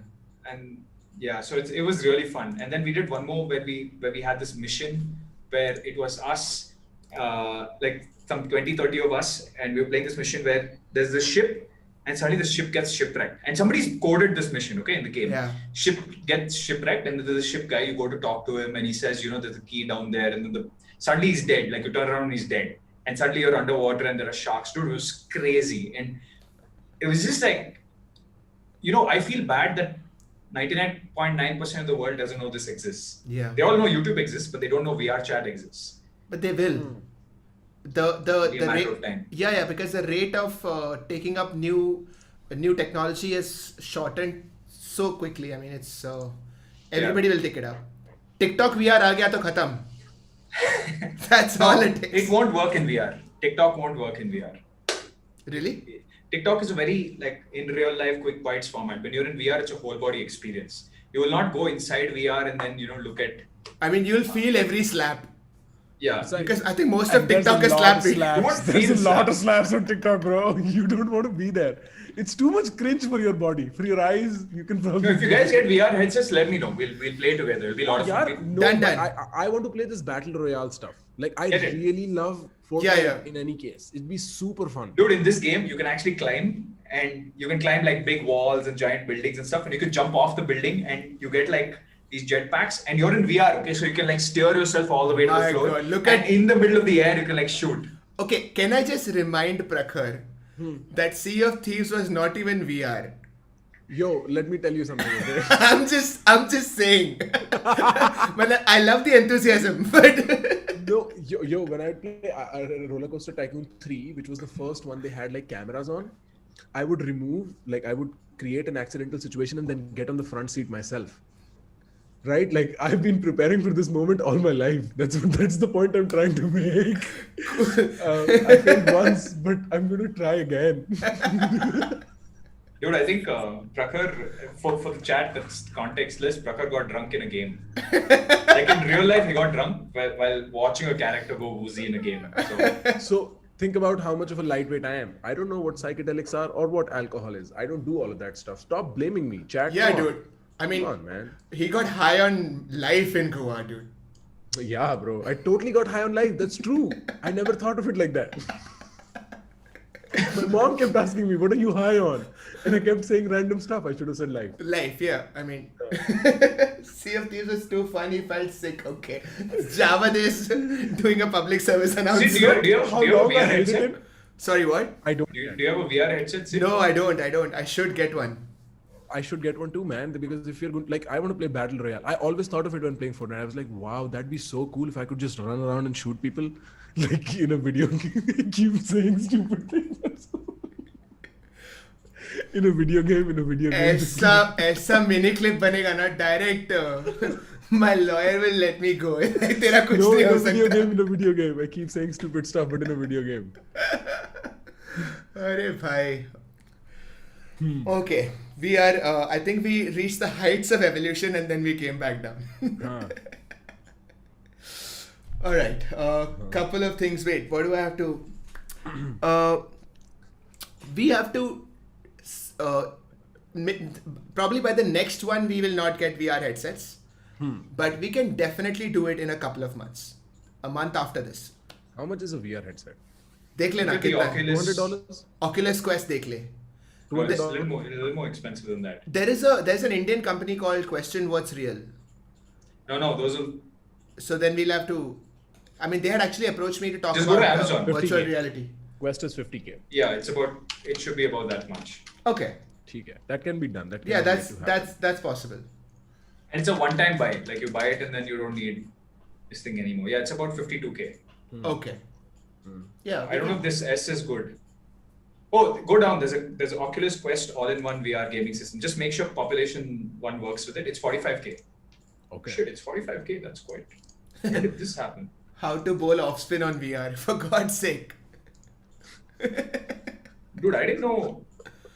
Offspring India is such a is- trending topic. It's become cheap in India, dude. You know, when I bought my VR headset, it was 1.8 lakhs because I paid customs and shipping and stuff. Very Good God, expensive. dude. What? No, but How Oculus, long I ago is think, this? about 4 or 5 years ago.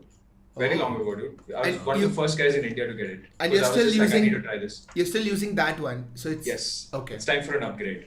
I think within 2 months, like, probably Oculus is going to end up sponsoring this. If you I They make don't it should. think so. They should, right? Right? Because yeah, we are going to do a lot of promo. But And I don't think they don't have that kind of manufacturing volume in India, but I don't know. I mean, reach out to them. we should, Sure. because we can even talk about the science of VR. Like how does it happen? How does our brain make it so real? It'll be an interesting conversation. For sure. Let's For see. sure. Oculus, if you're listening. Oh, it's Facebook. Of course they're listening. Of course, Bale. Of course you're listening. Soon, we'll just have this conversation once more on WhatsApp just to be safe.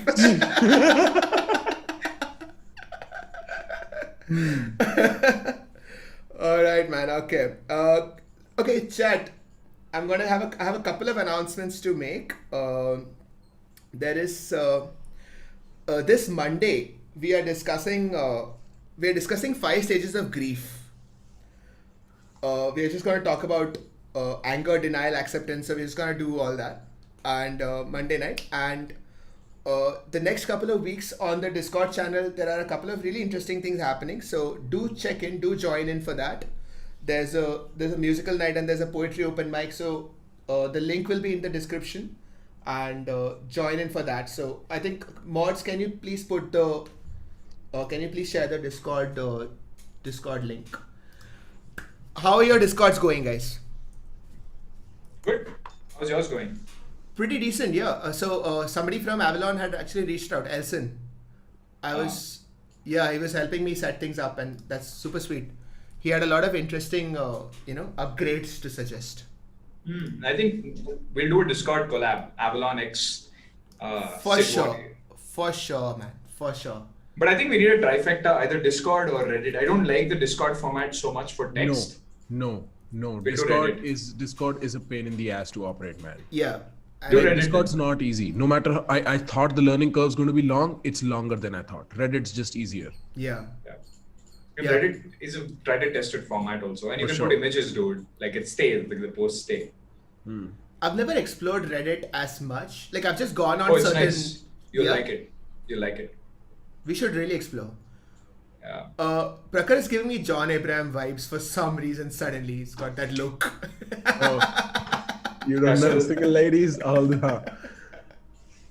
No, yaar, it's just cold. I was being sick for the last 2 days. So like, I just want to make sure because I'm not used to this, like sitting inside and wearing this. I have not spent winters here for so long. Yeah. Right. So like wearing socks, what the hell is wearing socks? I forgot. And now to wear socks all the time, otherwise fir zukham ho jata hai. I drink iced coffee in the morning. I had to get rid of that. I was like, no more. You're not sitting in a warm place and drinking this. So like there is all these behavioral changes that I need to do. Talk about behavioral change. I once ironed socks and put it on in Lucknow when it was 0 degrees. And I've never done that. Yeah, I think three years ago. And I'd never done that. And I think the cold made me think about why have I never ironed a sock and put it on. And I tried it and it was heaven. Really? Yeah, it's awesome.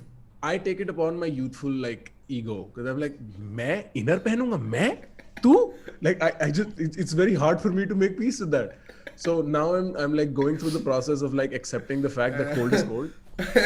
No. So किसका था अरे यार कौन सा stand up comic का था वो मर्द को दर्द नहीं होता Zakir said that, right? Like मर्द को दर्द नहीं होता लेकिन ठंड तो लगती है. Anyway, do we have a date on when we're going to do the next one? Do we have like a ballpark figure? People are continuously asking. Yeah. You guys tell me. How's Thursdays? No, Thursdays I can't do. No. Friday. I can't do either. Friday? Yeah, but this Friday. No, next Friday. Next Friday. Cool. We are in. Yeah. I don't think we should have a topic. We should just be like, I know it's not great for YouTube to not have a topic. We'll just be like... No, I'll tell you how what I've learned from Raw and Real is that you go about doing it and then put the topic in. Then change the title later.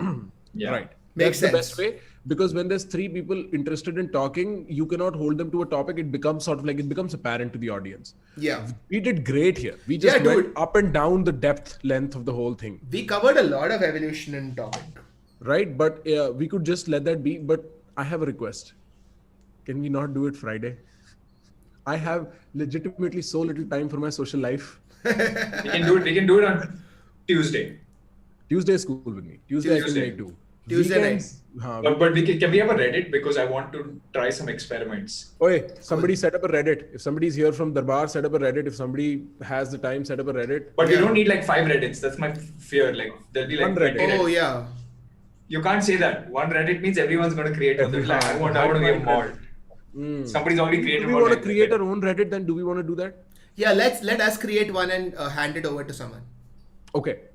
Do you have responsible mods? Yes. Okay. I'm sure we all do. We can We can have one from each Discord channel and. No, I them have an interesting mod too. I think somebody is going to be interesting. I think Ronak Shah, the last guy who sent. Oh yeah, Ronak is here. Yeah, he might be interested. Ronak might be interested, right? Yeah. Ronak has already done. Oh, yeah, he has a good podcast.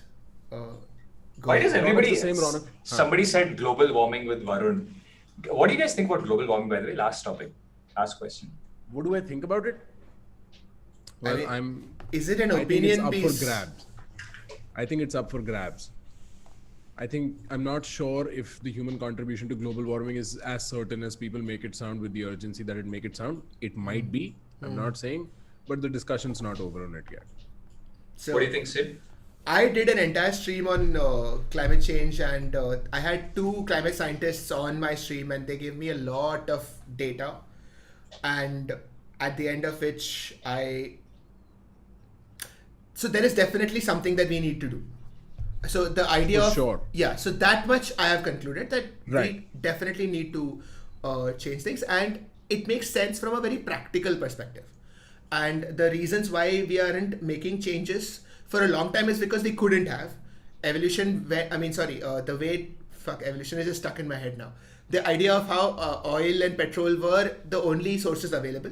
But after that, because of the way economics and capitalism works, the switch to natural, energy sources didn't happen quickly enough. And it's great if we do make that switch.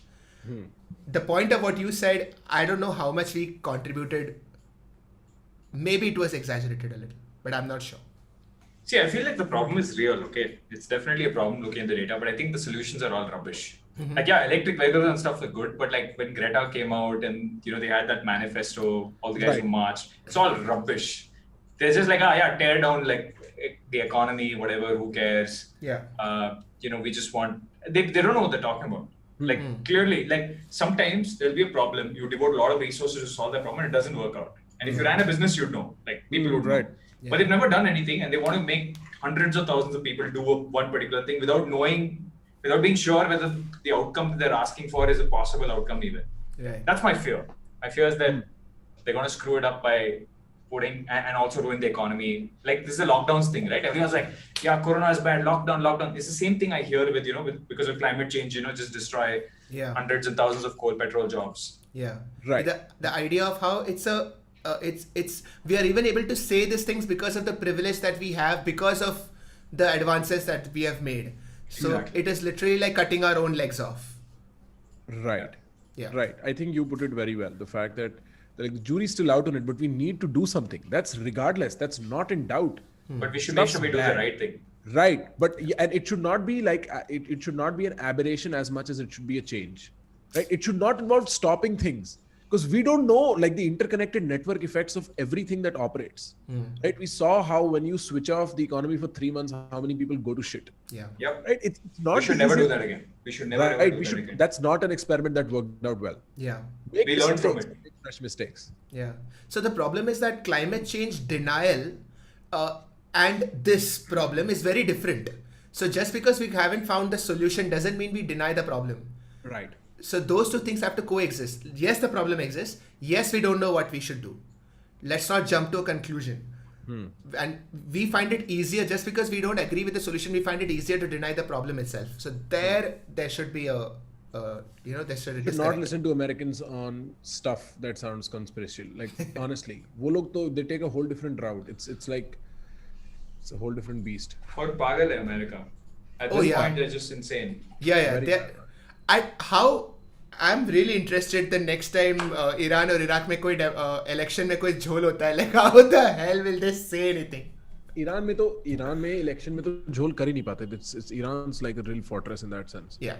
Iraq, they do mess up. Syria, all that good stuff. But I'm really interested in seeing a US response. I read some African country saying that we are thinking of sending our troops to protect American democracy. For sure. But you know what I also wanted to talk about that we never got around to was the Trump Twitter ban, if we could. I also wanted to pick on the decentralization and the crypto thing that's happening that we never got around. We don't have to shut the stream now unless you guys have to go somewhere. Oh, we don't. I mean, I don't have to go anywhere. So we still have chat, no? We still have 620 people. Yeah, chat is here. So let's do this. Okay? What are we doing? We will. I need a chips break. Okay. Okay then. Oh, So, wow. This is only okay. This was before the intermission. it's half time. 2.5 घंटा और बिठाएंगे तुम्हें अब 2.5 घंटा और बिठाएंगे. It's half time. Okay, let's talk about decentralization because decentralization is going to be really big. I want to talk a little bit about privacy and how I think like everyone's just getting upset about nothing. What do you guys want to talk about? Trump. Okay, we'll talk about Trump. I'm more interested in big tech, right? But like I say, I'm happy talking about this now. I'm happy to let the topic marinate and see where it goes. Either way is fine with me. Yeah, I think we should do that. Okay, so let's do this. 1 minute break or 3 minutes break. Everyone can go grab chips, popcorn, whatever. We're going to continue the conversation. This time it's going to be like harder hitting. And let's see where it goes. Are you saying it will be raw and real? Because it sounded like you almost circled around it. I think it's going to be raw, but definitely not real. I think it's going to be more virtual than anything. Oh, raw and virtual. Damn. Okay, cool. ठीक है. Okay, we'll all take a break. Sure, Yeah. 2 minutes. Yeah. 2 minutes break. Okay. Three. Chat. Okay, आ जाना 3. वापस. Cool. All right. You gonna sit by yourself? No, I'll also take a quick break. Chat, stick around. I'll see you in 3 minutes. मैं तुमसे I'll keep talking to you from behind. I just don't want to be seen. I'll keep talking to you from Okay behind. then. All right then. Chat. आइए ASMR session में प्रखर गुप्ता के साथ. Chat अपने कान में earphones लगा लीजिए. हम लोग ASMR करने वाले हैं. अब रात के 12 बजने के पास आप और मैं हम दोनों रेडियो 93.5 FM पर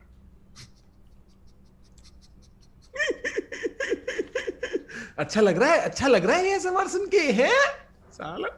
Anyway, मेरे को लग रहा था भाई आज जिंदगी में टाइम पे सोऊंगा, बट YouTube ने ना मेरी पूरी जिंदगी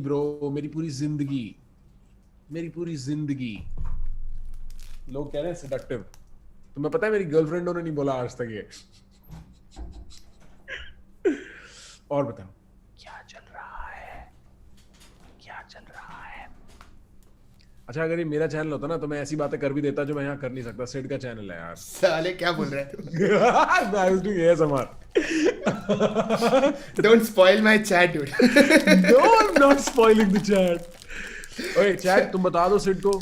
Chat क्या बोला इसने? I was legitimately doing ASMR. I was like, what is the most unromantic version of ASMR you can imagine? भाई गर्लफ्रेंड की अच्छा गर्लफ्रेंड के बारे में बात कर रहा है क्या? कोई मेरे से कह रहा था कोई somebody said seductive. I was like मेरी गर्लफ्रेंड्स ने कभी नहीं बोला. तुम क्या बोल रहे हो चैट पे से ये?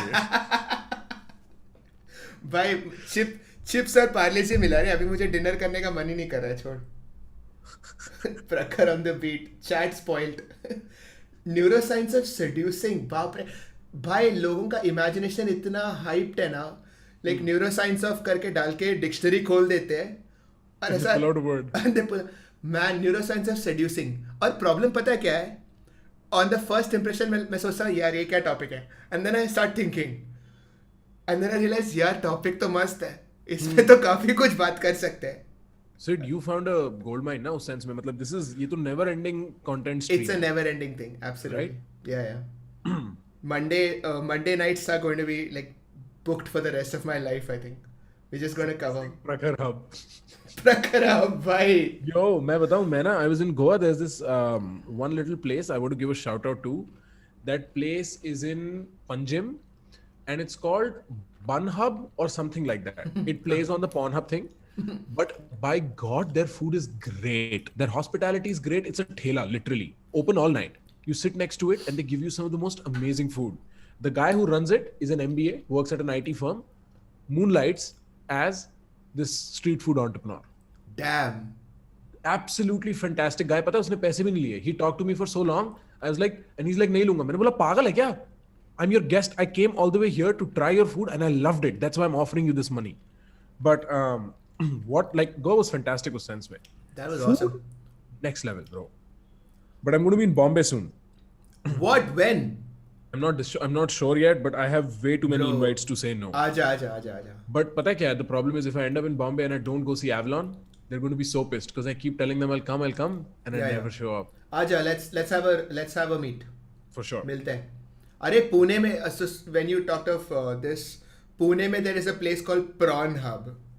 It's इधर में बोल हब है. आओ जितने जितने हब आप लोगों को पता है हमको चैट में बताइए. हम आपका चैट पढ़ के आपको बताएंगे आपके हब की क्या रेटिंग है. You know, the more you try to keep it orderly, the easier it is for. The one thing I realized during Vipassana was my mind is just pure like jokes that I find funny, non-stop. I cannot stop it. So even when you're meditating. Oh, even when I'm like, I was dead in the middle of like 7 days of meditation and I would come out and I'm laughing because I said the stupidest thing to myself. You know what I did? There was this one kid who driven with me, Indian guy, to the meditation center. We were in Wisconsin, middle of nowhere. And what I did to him, day 8 or something, I found a marker and I found toilet paper. And I wrote on the toilet paper, I was like, Aditya, you have been meditating very nicely. You can now masturbate. Signed God. And I kept it under his bed. We are 8 days into not talking with each other. That guy has to deal with that amount of shit from me. So for me, it's like the awkward situations, the situations I have to keep a straight face, but I just cannot, man.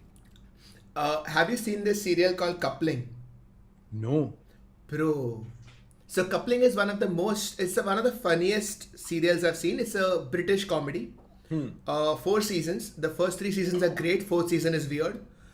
And insane kind of humor. So British comedy is anyway different. Yes. And we are brought up with American humor and we don't realize the complexity of British humor, but it's really good. And Coupling, where there is this concept of what is it? The pyramid of laughter or something. So it starts off with how you are in a situation where you shouldn't laugh. Like a funeral, for example. And you get a funny thought. And you stop yourself from laughing, and you're very proud that you didn't laugh. But now you think about what would have happened if you would have laughed out loud. And that's funnier. And then that gets on top of the original laugh. And then it just keeps getting added on until it just explodes in one crazy amount of laughter. Acha, theek hai, now that you guys are here, now I'm going to go take my break. Theek hai? Wow. So you just carry on. You're the night watchman. I held the fort. Welcome back, Taily. What's up? Dude, I have a question. Do we put these streams on Spotify? No, not yet. We should. But will you edit the stream and Yes, we can. So I edit the stream into smaller videos. But Spotify will put the full conversation. I think people like 1 hour, 1.5 hour conversation. Yeah, totally. I mean, Joe Rogan has like 2.5, 3 hours, and it's great when you're driving. So every time I'm driving, I put on a podcast, and you don't have to think. You don't have to constantly change. Sometimes. Yeah. I work 4 hours. Are you gone or are you still there? I was just leaving, but then I heard Joe Rogan. Wow. So podcast we can definitely do. And it's so... Varun, do you sometimes realize how content making is actually the most simplest and the most complicated thing? It requires 2 very interesting people of different mindsets to collaborate. That's all. But I've learned one thing about content this year, okay?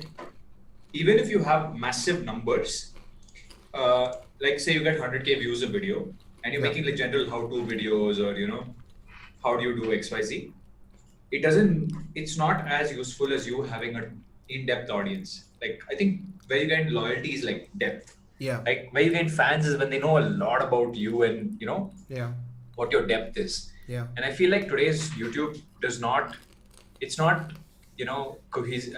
conducive to depth. Right? What YouTube makes you do is it tells you ki screw depth, just do generic topics that everyone's doing. Somebody said this very recently. The best way to do well on YouTube is to tell everyone, how YouTube manipulates people is it says if YouTube wants more videos of turtles, it just starts posting videos of turtles. So everyone says, oh, this is trending, we'll make videos around this. Right. Which is not what builds loyalty though. Right. It's okay to do once in a while. We do that on the Avalon Meta Live channel where we talk about generic topics. Yeah. But we add our depth into it. Right. So do you think that we are building the kind of audience that does have depth? with these conversations? Because I don't know if this is ever trending. I don't see... this will never trend. I don't think people will understand this. Like, we need to be... I mean, how do you scale this? Okay, let's ask chat. How do you scale something like this? How do you go... We will never appear on trending page. I guarantee you that. Yeah, I agree. Okay. So how do we go from, say, having... Now that is out of the way, the pressure is out. Now let's talk about how to improve. See, that one advantage we all have is like, we do generic content also. I know Prakhar also just generic, no fab, whatever content. Which gets him the views. Right? He got like 100k views on that, 50k views or something like that. Correct. With a photo of Goku on top. Yeah, very smart. I mean, he understands YouTube well. Yeah. But at the same time, I feel like because the pressure is not there on us to become great creators because we already have a channel or business or whatever like that. We have to think of a way on how we can actually scale this, get enough hands, but also be exciting enough. Like even Spotify wouldn't partner with you because they'll be like, hey, this is not 90% of India doesn't care about this. Yeah. So Gizmo Goal had a very good comment that it's the other way around. People with depth will watch these streams. So when you had talked about depth, but you lose discovery. That's the thing, right? Without discovery, how do you even start getting depth? Yeah. So how do you? That's what I was telling Chad when I was after my last stream. I was just talking to them about how if you tell about this channel to 10 people, only one will be interested. But for that one person to know about it, 10 will have to be aware. So you actually need to get it out there. You need to talk about it. I mean, that's the only way that you will get that one person. And for me, that's worth it. I mean, getting that one person is worth it. Yeah. No, I mean, today what? We had like 600 peak? Yeah. Or more than that? More than that, like 650, I think it peaked. That's pretty nice, dude. Like eventually be 1,000, 1,500. I think that's the cap, but for content like this. But if you do it Spotify, how many views do our videos usually get? Like post, or maybe after a month or something like that? 30, 40K. Really? Yeah. That's not bad, no? That's not bad. How much would you be happy with? 100K? 500K? I have never had a video that hit 100K. My max was 40, 50. So I've never touched 100K. I mean, I also realized that it is a reflection of the content and content that has just a lot of conversation and there's nothing else much happening. It's difficult to grab attention. It's difficult to keep attention. And there are ways around it, of course, that we can change the way we talk. We can change our presentation style, have more videos, have more of entertainment-based stuff. But then that ruins this. It does. Dude, it does. Dude, you told me something. Okay, the last time we were off air. Right, and I don't know if, stop me if I'm saying too much. What? But you told me that, actually Prakhar told me this, right? Prakhar told me that like we were thinking about should we invite somebody else over to this conversation. Prakhar said, no, that's a bad idea. Prakhar said that 99% of people won't join this conversation because they'll be afraid of their brand. Because the thing is in a conversation like this, not like 99% of YouTubers can't add any value to this. Like they'll just be silent and they'll be like, am I going to say something I'll make a fool out of myself. And because of that, Prakhar said they won't come. So to answer your question, the one about how do you get people here, it's the way I see it, it's a funnel, and that is why somebody suggested me to make the NoFap video very early on, right? Like when I had like 500, 600 people. It was like, make this video, because YouTube India has a fetish about NoFap that just works tremendously, and I found that thought so absurd. That you have like the phrasing, a fetish about NoFap is the strangest idea, but it's an intellectual fetish regardless, right? And so it has to be like a funnel in that sense, where Prakhar ke Pravachan is a funnel to Trifecta of reality as much as it's a funnel to raw and real, as much as but like the chat is saying, the people who do watch it come back and watch it several times because there is depth to it. So the only way this gets scaled is going to be through that means of like creating a funnel without us diluting the content. And I think the satisfaction of all three of us rests in the fact that we do not hold back. Like, TLE once said at the beginning of a stream where he used Superman and Darkseid as an example, right? So if I were to vote in one direction, it'd be like, do not dilute content, no matter how many people show up. I don't even look at the viewer count when I'm doing streams, this stream particularly, because this is just to feed my own self first. And from there's a lot of other people who get along. The other interesting part is that we live in a place called India and Bharat at the same time. And those are two separate places. This is some political guy pointed this difference out to me. Right? And no, this was Atish Tasir, as a matter of fact, an author. And it's true, like a lot of people don't have appetite for this because they do not, like, say you could use the Maslow's hierarchy kind of a thing, where they don't have the time and the place for that. One of the best pieces of advice that I got was just talk in Hindi. That's it. So I can't, man. And I know. He cannot at all. But like I have such a hard time phrasing complicated stuff in Hindi because most of my education's been in, you know. Right. And I mean, I spent 3 years in Lucknow, but my Hindi is exceedingly polite. And it would annoy the crap out of everyone. Mine's the opposite. My Hindi will not fly here, man. I cannot stop I don't talk to polite company in Hindi at all anymore. Oh, yeah? Because as soon But as I've seen you do Hindi on Raw and Real. That's not polite company. What are you saying? That's the opposite of polite company. Those are my friends. Like, you know, like my friends, I'll talk to in Hindi. My family, I have to hold so much so that I don't like just slip an expletive once in a while. Like it'll inevitably slip out of my mouth. So at that point, I'm just like, theek hai. I have a very polished personality in English. As soon as I switch to Hindi, I'm not the same. It's the difference. Like I was in Delhi when I was building a Hindi personality. I was in New York when I was building an English personality, right? It's very different. Brilliant. You know, Sid, I actually texted you the other day, personally, remember. I asked you to watch Life Beyond 2. So I'd love to chat also what's going on. So there's something on my mind, okay? I'll say it openly, it's fine. Sure. And Prakar, you can also be a part of this if you want to. Okay, You've seen Life Beyond 2, right, Sid? Yeah, and Prakar, you've also seen it? I probably have not. It's this really nice sci-fi sort of video, okay? So I've been planning to make something similar. Oh, Okay, wow.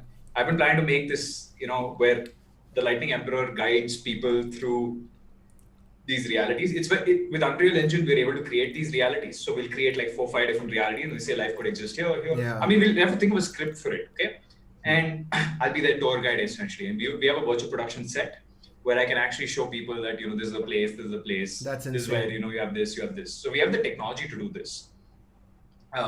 The only thing is, I need a story for it.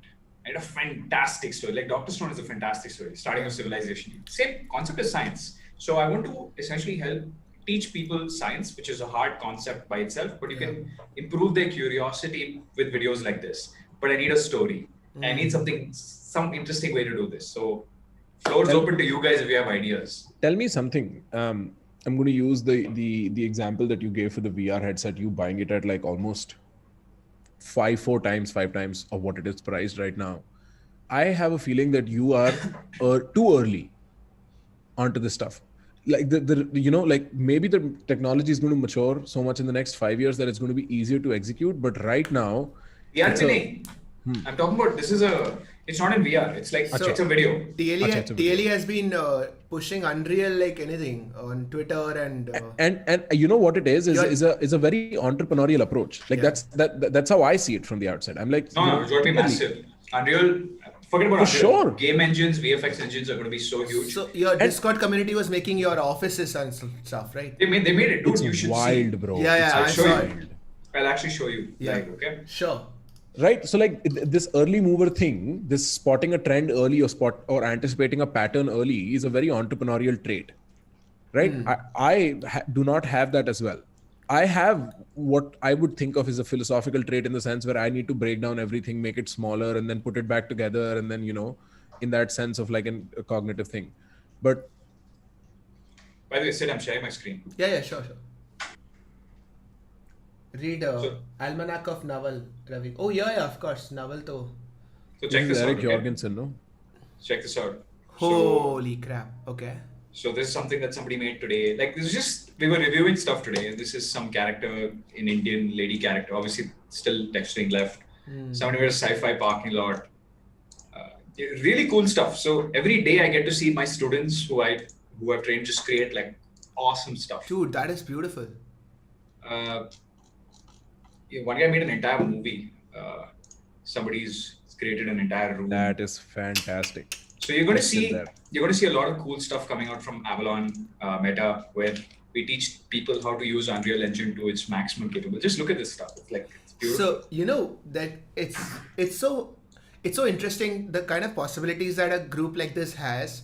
Because what's stopping you from making a game? What's stopping Avalon Meta Presents We're already working on a game. a VR game or a Not a VR game. No market, no money. okay? Mobile game, mostly for Bharat. We're making a clone of Among Us, which is 3D. Wow. Okay. So essentially, we started out thinking we'll make a VR game, but we realized there's no market. Our math didn't make sense. We won't be able to sustain the team longer than 2 years if we go after the VR market. Like handful of headsets. But this one's Among Us in 3D, where if you want to kill somebody, you can only do it in the night. You basically have to, if there's a day and night cycle, in the night you can transform into like a vampire. You can kill somebody, and then 10 seconds later you transform back out. And you can do a lot of things. You can dig, you can set traps. It's a more, an advanced version of Among Us. Damn. We don't know how it'll work out. With games, it's always a gamble. Will the audience, use it, play, whatever? But it's a mobile game. Yeah, it's mobile. Question: this building game thing, the fact that it's always a gamble, is this like the kind of a thing where you're figuring, like, when you start writing a novel, you don't know where it's going to end. Rarely, you just start and you're figuring the story out as it instinctively 100%. appears. It's exactly like that. So it's like that same example that we initially began our conversation with, where evolution tries to solve the immediate problem, and that immediate problem solving mechanism becomes a story towards the end. Yeah. I don't think evolution starts with the idea that they need to solve a problem, that it needs to solve a problem. Of course, like I can take the intent of, that's just a phrasing issue. Like I agree with you.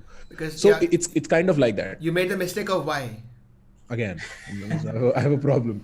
But now what I'm also very interested in, I think this might be a good pivot into decentralization, because what evolution also does is solve problem on a decentralized level. Like it's contextual, it's environmental, it's not universal problem solving, right? For instance, wings or feathers evolved to keep heat. Eventually were co-adapted to fly. Right? It's called an exaptation, if I'm not wrong. And so the problem solving is at a decentralized level. And there is a very interesting philosophical argument that Hegel and then Fukuyama built upon, which is the end of history, the end of philosophy and the end of history, which is the idea that we are moving to a place where there is more and more emancipation, where there's more and more empowerment, where power is being decentralized on so many levels that we can now see as descendants of Hegel and Fukuyama. Fukuyama is still alive, I think, but Hegel is the fact that, voice, the ability to reach people, got decentralized with the internet. Right. Now with crypto, there is a new kind of a investment decentralization that's happening, or for that matter, like a record keeping decentralization that's happening with blockchain and so on. How do these things come together in y'all's heads? The idea of decentralization. And so I think that individual thought is overrated in the sense that we tend to think about individual thought as more important than a collective thought, because the same idea, right? Like we justify our thoughts. We give extra importance to our thoughts because that's the only way we have ego, we have purpose. But I have this feeling that it has always been hive mind, and the complexity of that hive mind is improving. So this is my instinctive view. Well, like I think you run into a few philosophical problems with that idea. Okay. The first of all is that where does the collective idea come from, if not from the most favored individual idea in the free marketplace, right? Like so the idea is that you have to, on a level of what you analyze first, value the individual first for the collective to be formed in a healthy way. Otherwise you get into groupthink and sheep-like behavior, like Animal Farm and all that stuff points outwards, right? Yeah. So somebody's asking if I'm a communist, and because I quote Marx and Hegel very often. It's the hat, dude. It's that cap. but the fact of the matter is it's like I'm definitely not a communist. I just think they were thinking wildly brilliant thoughts individually that were collected with across people. I'm very skeptical of. They're not people. They're governance people. They're not people. Like people understand that people are lazy. Or nuance, I think Marx just like completely flew, like the nuance just flew over his head. Like this is just my belief on the entire thing. Bro, the Communist Manifesto is like 45, 50, 60, 100 pages. That's not a nuanced writing that he did at all. His understanding, that we remember him for that. His understanding is quite nuanced. Right. Precisely. And Hegel had almost nothing to do with communism. There's right-wing Hegelians and left-wing Hegelians. So like that's a separate domain altogether. But the general idea is I'm skeptical about part of it. I confirm, I validate the other half of it. So the collective is important on some levels of analyses. But on the level of valuing what thought you value first, I think the experiments run and it's clear. Individualistic societies do a lot better, at least in medium terms, Yeah. than collective societies do. So You know? even Marx had this idea that for communism to succeed, it has to go through capitalism, like a very proper phase of capitalism before communism can happen. China. China uses that very well, that Sure. synthesis. Yes. It's a cooperation, but Sure. right? But anyway, coming back to the whole decentralization thing, because I pinged you about that. I was like, I'm reading a lot of this word decentralization being thrown around, and I have it from a different context altogether. What is happening? What's changed? Talking to you, TLE. Yeah, dude. Here's the thing about decentralization. What does it mean? Okay, for people who are just like, oh, what does decentralization mean? It's essentially this. Today we have a central government telling us what to do, or a central system telling us what to do, right? I'll give you the example. I'll just tell you quickly the story of money, okay? Very short story of money. This is not factually correct in the sense I'm going to add some masala here and there. So very, very, very long time ago, humans did barter system. Yeah. Okay. So there's this gentleman, let's say Rahul. Okay. Bichara yaar Rahul, yaar jitne Rahul hai na. Okay. And Rahul reared pigs. Yeah. उसको Okay. पैसा नहीं मिलेगा. इतना पक्का है. हाँ. He reared pigs. He allowed them to reproduce and basically had a farm of pigs. Then on the other side there was Prakar. Prakar made vegetables. Prakar was, underground vegetables like carrots and stuff. Okay, now Prakar said, I want a pig. आज मुझे pig खाना ही है. Okay, so he goes to Rahul and he says, भैया आपके पास एक pig है? And Rahul said, yeah, I have one pig. I have as many pigs as you want. And Prakar says, no, I have 30 carrots. I'll give you 30 carrots, you give me one pig. Rahul says, no, I don't agree. I think it's 25 carrots or 50 carrots. And Prakar says, okay, chalo, I really desperately want pig. So he gives 50 carrots, he gets a pig. What did Prakar do? He had a desire. Okay, the desire, he gave internally a number to it. Okay, and he made a transaction.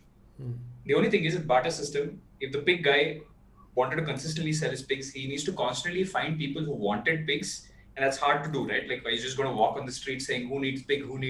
And they did that. Newspaper sellers did exactly that in the long, pig. They used to do that.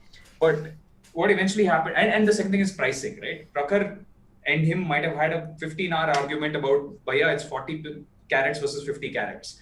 So what happened is we created a market. There's a central system which decided what is the pricing, right?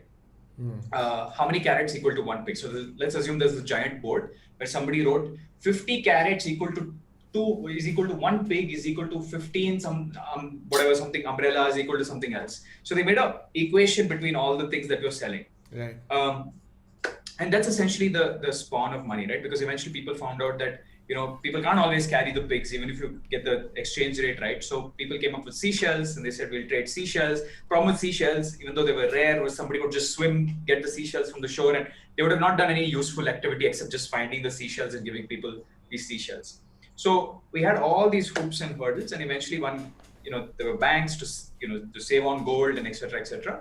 And then finally what ended up happening was the fact that today, everything that happens in the back end, the banks have this register or ledger of who transacted what to whom. Yeah. And in 2008, we found out the banks can do whatever the fuck they want. If they want to screw people, they can screw people. If they want to, transfer money to somebody, they can transfer money. You don't have any visibility. Yeah. Why should you trust the banks? So decentralization with the entire Bitcoin movement started with the idea, and this is computing decentralization, blockchain specifically, started with the idea that why should we trust the banks? Yeah. And now it's become, why should we trust Facebook? Why should we trust Twitter? Okay. We don't want any central moderation. We don't want somebody doing some scam or deciding who stays on the platform, who doesn't stay on the platform. We want everybody to use the platform, let it be how it is. But I have a lot of counter arguments against decentralization too. I want to hear your thoughts first because I've spoken nonstop. Okay. I mean, first of all, by any stretch of the standard that I do conversations on, that was not nonstop. You barely spoke for like 80 seconds. That does not qualify as nonstop. First. Okay. So the question you're asking is, what are my thoughts on decentralization as a whole? Well, I am fond of it in the sense that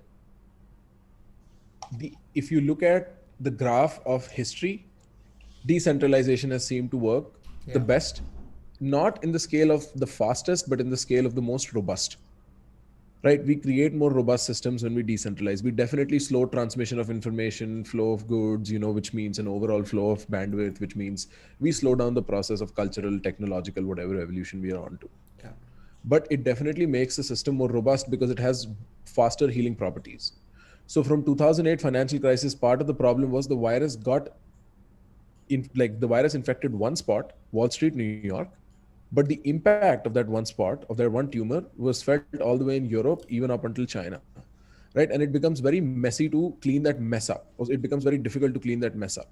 On the other hand, with a decentralized system, it stays within. And it's like decentralized systems. One of the best examples I've seen of that is Himachali villages. They have every village has their own god. It's almost the same, it's slightly different. And it's not just slightly different, they have different customs around it. And what that does is if your environment is peaceful and you got enough to eat, they become friends, share each other's customs, and then it becomes this boiling pot of like very interesting things that happen. Right? And they have insane, like very rarely will you find an entire village. The first time Lahul got COVID, everybody got COVID suddenly. It was a shock. It was a shock. It would not have, because they weren't letting people in for the longest time.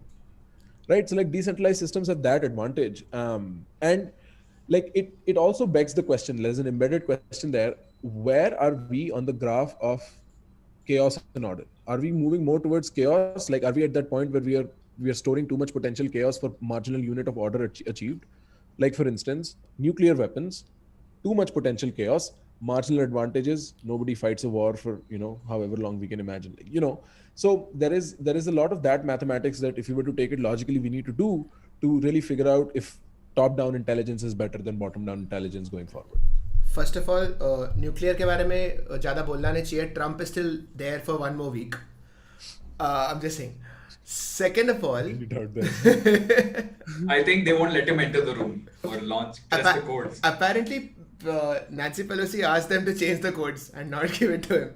I think for a very long time the code was 1000 or something like that. Bro. और it's like मैं nuclear code decentralize करता है ना यार, चल आजा यहीं पे nuclear code decentralize. This is a hackathon. The thing is about the biggest problem with decentralization is fraud. Like, see, in a centralized system, suppose you got scammed by someone who called and said, this is an Airtel, whatever offer, you give me $5, I'll give you $10,000. There's so many people in India who are not smart who will say, okay, I'll give $5. So they'll Paytm you $5 and then those people will run away. In a centralized system, if you do a very big transaction like that, the bank can say, okay, I'll reverse the transaction for you. You got scammed, okay, fine. Or I block these transactions. These are fraudulent transactions. In a decentralized system, there's no one who is there to sit and tell you what is good and what is bad. So you can easily get frauded. Somebody, like Telegram, for example, somebody can make an account and say, I'm Prakhar. Okay? And bro, I'll give you 5 pics. Like text one random person who chat, say, I'll give you 5 pics. Please give me $10,000. You send $10,000 and the guy says, I'm not Prakhar. Bye. Oh, I've been scammed on Telegram. I've been scammed. That's happened to me. So imagine now multiply that by all the people that's what I'm saying. Decentralization is very good if you're very smart and you're constantly on vigilance. That's why I believe in decentralization for things like platforms. I don't believe in decentralization for things like complete decentralization for things like banks. I feel like people will get scammed a lot. So this is Taleb's quote all over again, right? So when you say communism at the community, at the family level and libertarianism at the national level, we are saying that we do need centralization and decentralization both. Because for me, decentralization is more of identity. So you are your own person, and the more centralized you are actually giving up some of it to have more. You are outsourcing a lot of things. You're outsourcing certain decision making. You're outsourcing your security. You're outsourcing your finances, so that you get more free time. You get more peace of mind. So that is the trade-off. That is the brilliant. Yeah. I think there's one way to synthesize kind of what the both of you are saying, lest I get lost. It is exactly that. You trade off centralization for decentralization and whatnot. Right? So like at the moment that we adopt something like a blockchain, we also centralized verification with blockchain. Right now, verification bodies are judicial bodies, banks, private, like all these bodies have judicial powers where they decide X or Y. Yeah, that's why I feel it's privacy is so stupid, because you want to open a bank, you'll have to give your KYC documents. Right? They have so much data on you. How different is Facebook? They're letting you use a social platform, which I think has more utility than a bank. It gives you so many opportunities. That's why when people keep saying privacy, I'm like, you're stupid. Stop giving your bank data first, then you talk about privacy. And it's also not like the potential cost of your privacy loss is that much. Like none of you are really exchanging spyish information, like, Yeah, no one cares. You're average, and living in peace with that is very important. But the other part is, Warren, the whole idea that you were talking about who gets to be the judicial authority. That is exactly what technologists and futurists who are pro blockchain say, which is that we are now decentralizing the process of verification. Right, so it's not like there's not going to be an internodal connection that ties the whole system together. It's just that we don't have to care about it anymore. I think someone will have to make it simple. Like someone will have to make it really simple. Like I'll give you an example. Okay, in India, suppose you want to buy blockchain. I'm talking specifically about. Suppose you want to buy Bitcoin. If you say an exchange like WazirX has its own wallet. Okay, now you can buy Bitcoin on WazirX, but tomorrow WazirX could shut down and your Bitcoin could be gone. Oh yeah, you're ideally one of them. You're supposed to go and put it, on your own wallet, preferably a hardware wallet. It is not easy for the average person to do. Yeah. They're like, bro, मुझे नहीं करना ये सब कुछ दे दो, and I just want 5x. So you have to understand the people's problem. They don't care about why you're using the technology for what. As if the average person in India cares about what happened in 2008. The average person is like, I just want to make 2x my money. I don't care anything, and I don't want to get scammed and lose money. But then aren't we then just exchanging one centralized option for another in terms of? For sure. Right. I mean. Right. No, but you have the optionality here. You can always say that, I'm going to buy Bitcoin through WazirX, but I'm going to keep it in my own hardware wallet. Right. The transfer is available, and that's the only good thing about Bitcoin. But somebody has to make it simpler. Like I feel like the interface has to be simpler. Yeah, even the concept has to be simpler. Like I'll tell you from my experience. My mother tells me all the time, she has these seminars where people will try and explain blockchain over and over, and nobody understands. It's not easy to get the idea. My question to that is, when the internet was coming about, were people as surprised, or not surprised, but as just dumbfounded? They just did not have a clue as to how to make sense of this. Were they using as many metaphors? Because this seems to be an evolution on the internet that's probably the hardest to grasp, even harder than Discord. Yeah, that's because no one sits and talks about the basic technology behind the internet. Even blockchain, you're not supposed to talk about blockchain, the technology. You're supposed to talk about what is the benefit to you. No one's going to care about what the blockchain does in the underlying technology. Right? With internet, it was such a big leap from what we had back then that you're like, wow, this is really cool, and it's visual. Like you use it and you see it. With blockchain, it's not very visual in the sense, so especially talking about crypto. If somebody sends you say 5 Bitcoin. You see you got 5, you're like, what's the difference between this and say Cred or any one of the other apps where, somebody I know in Cred you can't, but in any other app where somebody transfers me 5 rupees. What's the big difference? Like Google Pay. Yeah, no one cares about the underlying interface. Right? And that's the big problem with Bitcoin. That's why people don't want to be educated on certain things. So the only thing is, I feel like it won't matter in the long run. I mean, yeah. Because of the blunt force of money. No, because no one will pitch it. Even a blockchain solution will not pitch it. No one's going to tell you that it. Have you guys played with GPT-3? Yeah. Have you played with Wall-E? No. DALL-E? They had a future version called DALL-E. The version of GPT-3. Yeah. You can type in, I want to see Goku wearing Cinderella slippers. That's it. Oh. Right? And it actually generates that image for you, which looks good. That's So- I don't know how they do it. That's the end of all digital design. Graphic designers, it's the end of... Dude, that's the thing. Artists go first. Everyone kept saying artists will still be there. What is creativity? I've said this before. Creativity is the ability to make errors which look good in the eyes of public. Yeah, putting together two random things in a way that hasn't been put together before. Exactly. Yeah. You think you can do it better than a computer? Yeah. A computer can literally run 100 million simulations by the time you brush your teeth. Absolutely. So I think that anybody who says that an AI cannot write poetry hasn't understood one of them. I think it's very, very possible to for an AI to write poetry. It already does. Yeah, it does. The GPT poems are good enough too. Like they're good enough to pass off as a human poems. Yeah, because considering that human poems are rapidly declining in quality and GPT is increasing, we are already like- crossed the threshold. I was with a woman. Yeah. You know, those rappers. Okay, that's, no. that's the standard of poems we have Wow. in 2021. Also because 99% of the artists are responsible for creating 100% of the junk. Like you have to understand, like most of us, even myself, as whatever form of artist I am, is mediocre, right? That is replicable. You might say that Metallica's Enter Sandman is non-replicable. That I might take as, but if you say Prakhar singing Osonio, whatever bullshit song is non-replicable, the computer's going to smash me in a second and a half, right? So, like there's a lot of that too. There was a guy who so his girlfriend used to sleep talk, and he wrote down all the stuff that she used to say in her sleep, and he wrote it down in separate sentences and published it as Rupee Kaur poems, and people bought it. Yo, bro, this guy has my respect. This guy has my absolute respect. Smart guy. It went viral on Twitter. It was really good. When I was in Harvard, so Cambridge mein, there's this whole square and they have a very big book culture or one of these other Barnes and Nobles kind of bookstore. You go in there, front mein Rupee Kaur dikhaya, and I was like, yahan pe bhi? Matlab, haven't we all understood this is the biggest scam that has happened to poetry for a very long time? Yeah. Like, I think she's brilliant in the way she's marketed it. It's crazy.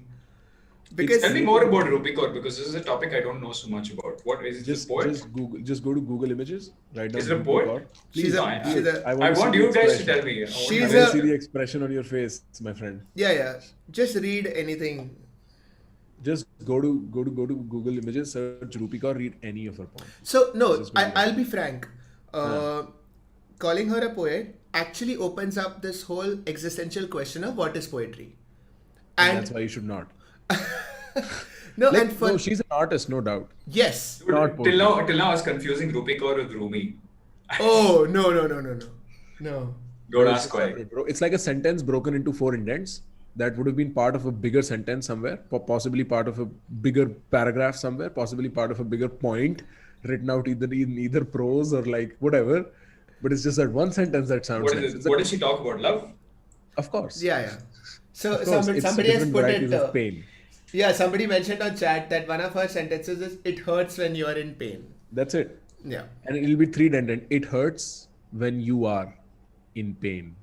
And everybody's going to be like, I'm going to share this on my Instagram. This makes sense. Of course it does. It's English. It is for somebody said this, no? Like you want to be a popular Twitter account, just sound like a fortune cookie. I'm serious. Like all the top. I think Naval said that. Yeah, dude. And it does sound like a fortune cookie. Yeah. Like if you check out his tweets, they're fortune cookie, but wise fortune Yeah. cookie tweets. No, Naval didn't say that. I think somebody else said that. But Uh-huh. yeah, Naval sounds like a fortune cookie now. But the thing is, I feel like with rappers and stuff, now their lyric writing has been outsourced to GPT, so will their likeness. Like eventually, I swear, this is like a promise to you guys. In 15 years, I will not be here. Right? Okay. You know what I'm going to be replaced by? Oh, yes, an AI construct. Like I keep saying this, even if I die now, I have enough content on the internet to give me another birth. I can But still be not just the words that I say. It's also like physically also you need to look. I mean, you need to be around, right? Like For because sure. people need to see a face behind that. Can I share my screen, Sid? Yeah, of course. For sure. Okay. People are writing Rupee Kaur poems here. Bro, this is creepy, man. It's like one of those, remember that one film, Alag or something like that, Ajnabi? Oh I don't know god. what that one film was where this guy has So like a... wait, what are we looking at here? It's This his is face. this is me. Wow. Dude, I'm not going to sleep well now. No, the thing is, it's constantly getting better. You should have seen this. I call this digital Maya, right? 6. Oh, that's 1 year ago- good. That is good. Digital Maya. Yeah, one because a lot of people have that title on whatever Instagram, something digital, whatever, digital Pradeep. But it's like, I'll do you one better. I'll make it really digital.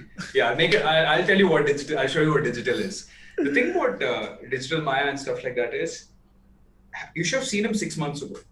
It didn't look so real. I did. I've constantly keep working on the realism to a point where eventually you will not be able to tell. And this is like the ultimate test of, my abilities as, whatever, a VFX artist, whatever. Does it not take too much looking at yourself to come up with like, so like you want to edit, right? You Oh, yeah. No, but This but is the- the face structure has already been done. Like the face structure, the textures have already been done. What I'm working on right now is things like lighting, things like specular maps. I mean, obviously I'm getting technical terms, but like how the light reflects on the face. Like it's more the mathematics. Like for example, I didn't know this, right? 2 years ago, I wouldn't have known this. Today, I know this very well. Below your face, your skin's actually translucent. Huh. Below your skin, there is a layer of blue veins and blue and red essentially, right? Which scatters light. It's called subsurface scattering, right? So I'm constantly improving on the math behind the skin to make it look more and more and more realistic. The face has already been done. It's actually the exact same model as it was 6 months ago, right? It's just that the way light bounces, when it bounces, does it scatter inside? What does it do? That's what I've been working on. So this is like ray tracing for the digital self. And ray tracing is the next big leap, right? We had 2D, we had Mario. Yeah. Suddenly Mario went to 3D, Yeah. right? We had people like, punching like Tekken and stuff. Now this is going to be the next shift. In 3D, we always faked how light works. But now in 3D with ray tracing, it's called path tracing. Path tracing is like the variant of ray tracing I'm talking about is path tracing. Right. You simulate how one ray of light bounces all the time. And then you simulate an entire scene with as many light rays as possible, right? Or wherever, emitting from the source. Yeah. And you have this, actually it's done in the reverse way, but you can actually replicate how it looks and works in the real world. It's already done. Like the Avengers film uses so much of this, right? That's why it looks so real. Yeah. And dude, the thing is, it's actually now the speed function is very dependent on your computing. And with the new NVIDIA RTX card, they're like now the 30X0 series, they've gotten so good you can do it in real time, right? And it looks so good and so realistic that in 2 years, we had the guy, who's the guy on Fortnite, that rapper. He came and did a concert on Fortnite. Oh, Travis Scott. Yes. Oh, that was insane. Travis Scott does a lot of this. He did a video on Cybertruck, not Cyberpunk. Sure. I mean, he gets into a lot of this tech stuff. Bro, so I didn't know this was a thing with Fortnite. I'd played with my friends to pass time. One day I log in and this shit's jumping around like it popped something it should not have popped, like a mushroom from Mario, right? This guy's flying in space and I see this huge Travis Scott and suddenly there are 5. And in that moment, it hit me.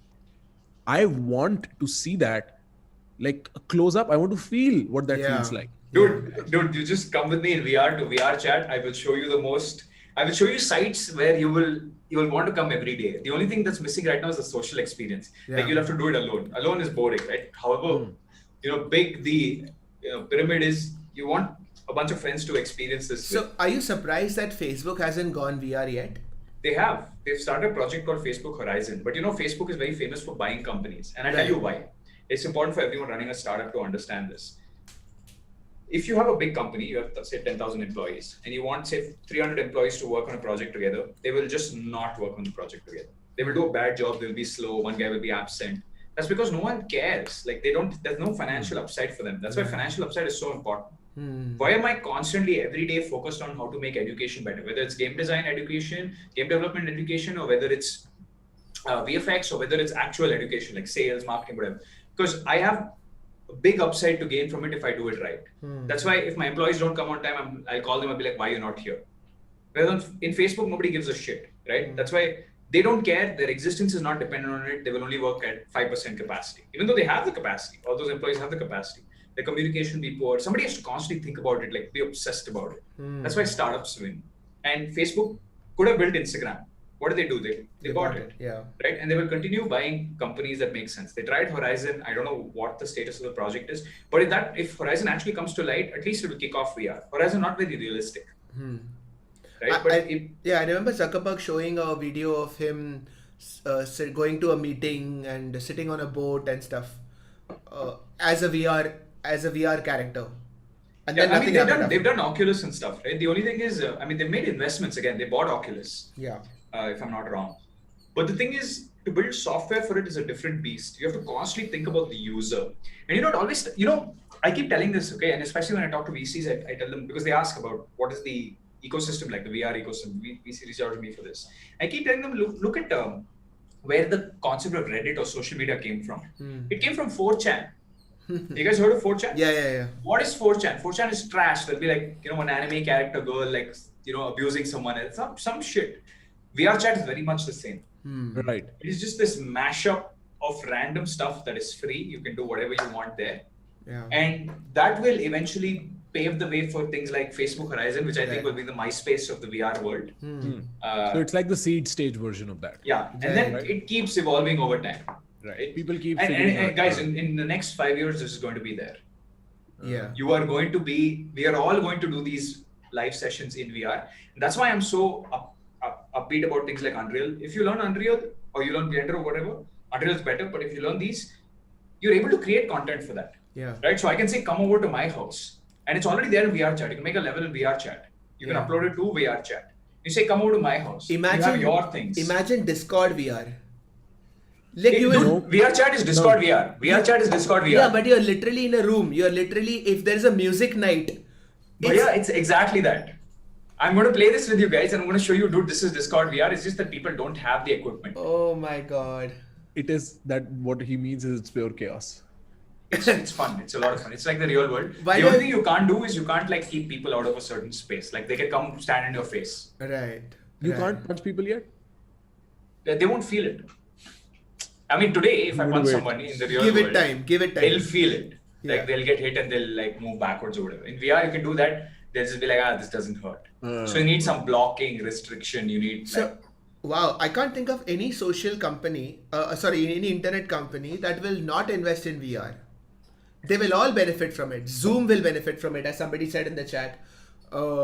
Discord will benefit. Twitter will benefit from it. Instagram will benefit from it. Imagine Instagram. Imagine scrolling through a VR Instagram page where you are seeing virtual experiences of all your Instagram influencers. Everyone will want to share that.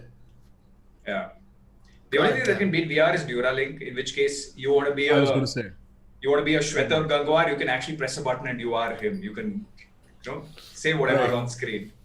Wow. But like that's I mean, from here to the stage, the hive mind stage that we were discussing, VR stage is going to be somewhere in the middle, like somewhere. And it's going to be the most fun because it's like you can live your life, but also kind of live somebody else's life. Right. But it's not exactly living somebody else's life. Prakhar, when you come to Bombay, we should go to this place called Zero Latency. What is that? In Lower Parel. It's a VR gaming space.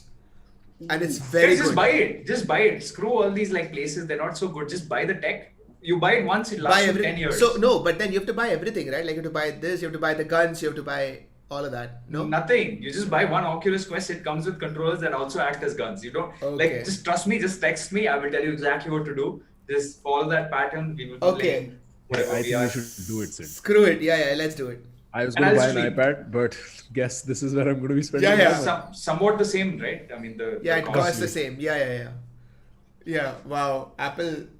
And then people, somebody was saying, Rahul Kakkar said, people got married on VR chat. Just so you know.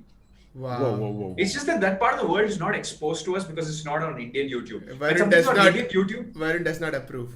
I mean, Prakhar does not approve. Yo, I've seen people get married on college campuses and it's been weird. It's like, bro, tum shaadi karna hai to apni jagah pe jaake shaadi karne ko na. What is this VR chat shaadi? Like, how non-committal are you? Tum keh raha hai? Main dur se hi VR. And then what do you do right after? Right? There is real life rituals involved right after you're done getting married. Would you say it's a virtual marriage? There is a lot of legal loopholes there. Bro, for sure. Yeah. And then a virtual honeymoon. Come on, where do you draw the line? That's what I was getting at. I just did not want to say it. But exactly, ab kya kar rahe ho tum? Like VR chat pe. Hey, stop doing this. God. Hey guys, can somebody give us a link for the cheapest Oculus on the chat? Like if somebody had just said Oculus Quest 2 $30,000 bucks. Is that really true? If that's really true, I'm going to buy it you got to tomorrow. हाँ वो बहुत ही कम लग रहा है. Prove it. Like if that's actually true, I'd be very surprised. We need this community to be on VR chat next. And I don't know if you guys have seen, right? Like I have the YouTube channel Varun Mayya.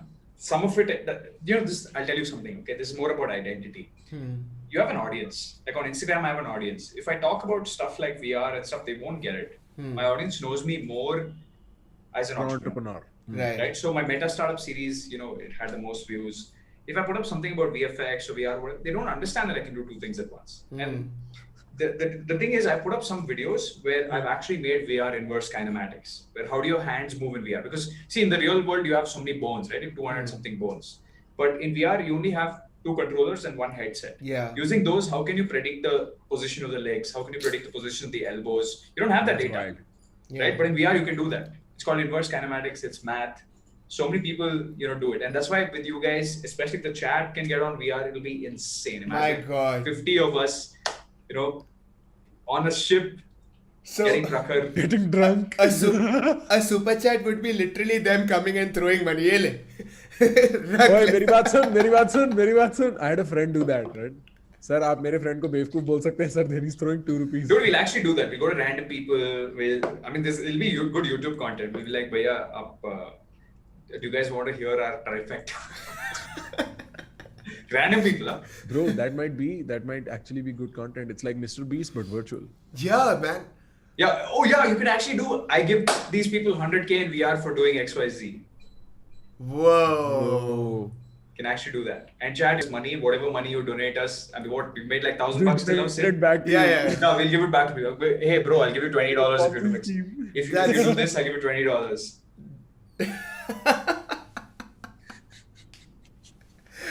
Incredible. That is wild.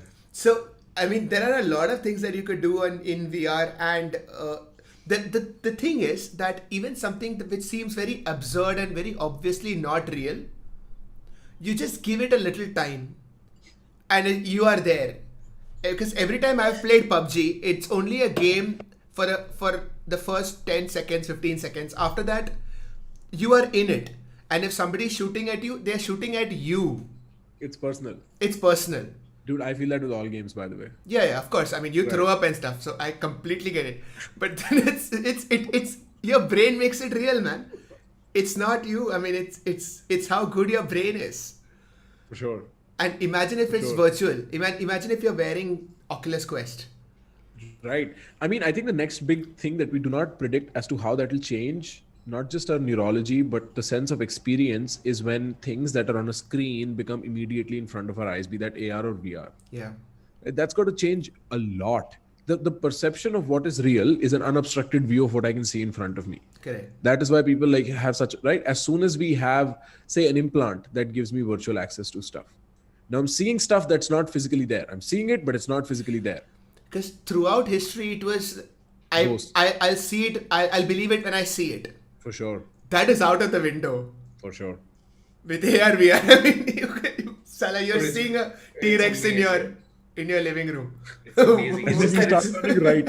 You start doing right because I got the instruction manual on how to escape a T-Rex. By the way, I've never liked single player games. I never, even now I haven't even downloaded Cyberpunk because it's just I hate single player games. I play for 10 minutes and I'm just bro, this is so predictable. I love human beings, working with human beings, playing with them, because that spontaneity comes out, right? I'll say something, you'll say something, we'll laugh, we'll have a good time. Yeah. But computers, they can only do 3 things, right? And especially the bigger, the longer the game, the more single things that each character can do. That's why VR chat is awesome. So I can't stop laughing You were because... right. Sorry. No, mine was a very, very silly thing. And I think, Prakar, you should say it. I'm known for saying silly things, so I don't know why there is that transfer. But the one thing I discovered, I haven't played Fortnite the day one of my friends had his PC crash, and since then, it's because of the randomness. It's also because of the competitiveness with an actual person. I know I'm not playing bots. Yeah. There is a reason why the worst of them are called bots, because they're not interesting, right? I really think that's where it comes about. As soon as one, I cannot talk to my teammates, which is when I'm not playing with my friends, and 2, I'm not killing a real person when I'm shooting that gun in that video game. Right. It's no longer, it stops being fun. It's not Rahul. It's that randomness. Huh? It's not Rahul. It's not Rahul. Dude, that's when I used to play Dota since I was 15 or 16 years old. Very, very young, actually even younger than that. Right. We used to have these rooms called Garena, okay? Here's how it used to work. In Garena, you know all the people by name. There are only 255 people in a room. And me and my friends used to be regular on room 5. Okay, so when we play the game, there'll be a guy, whatever, we play a game, and suddenly he'll be like, Loda, whatever, some shit, okay? And then we'd get angry, they'd get angry, it's like a mob fight, okay? And we'd fight, and then we'll win and be like, told you so. And that guy will be like, bro, I'm bringing my clan. And when we'll say this, not in the game, in the Garena room chat, like, I'm bringing my clan. And we'll be like, oh shit, we'll also bring our clan. So it used to be these nice tuckers where you knew everyone. And that's why multiplayer is awesome. By the way. I'm not even kidding. It's like, What? मैं अपने गुंडे लेके आ रहा हूँ. मैं अपने गुंडे लेके आ रहा हूँ. This is how we do it in Delhi. This is how we sort conflict resolution. It's exactly like that. Right. And Right. you can take the primitive man to the modern age, but then मैं clan को लेके आ रहा हूँ. Yeah, मैं मेरे tribe members को लेके आ रहा हूँ. That you can never take. मैं bat लेके जा रहा हूँ. मैं मम्मी को बताऊंगा. Like, it's the same instinct. It's the same instinct. The control room is primitive. Dude, that's why. Think about. I mean, you can actually like really stretch your imagination. Okay, in VR, you could have like an environment, like if you just create the world, right? And then Prakhar could like, for example, lead a kingdom, and then he'll call Sid and his kingdom, and then against somebody, and those guys have like say 100,000 followers. You guys have like whatever 50k followers together at 50 plus 20, and then bring those people along, and then it's war. You actually like battle each other.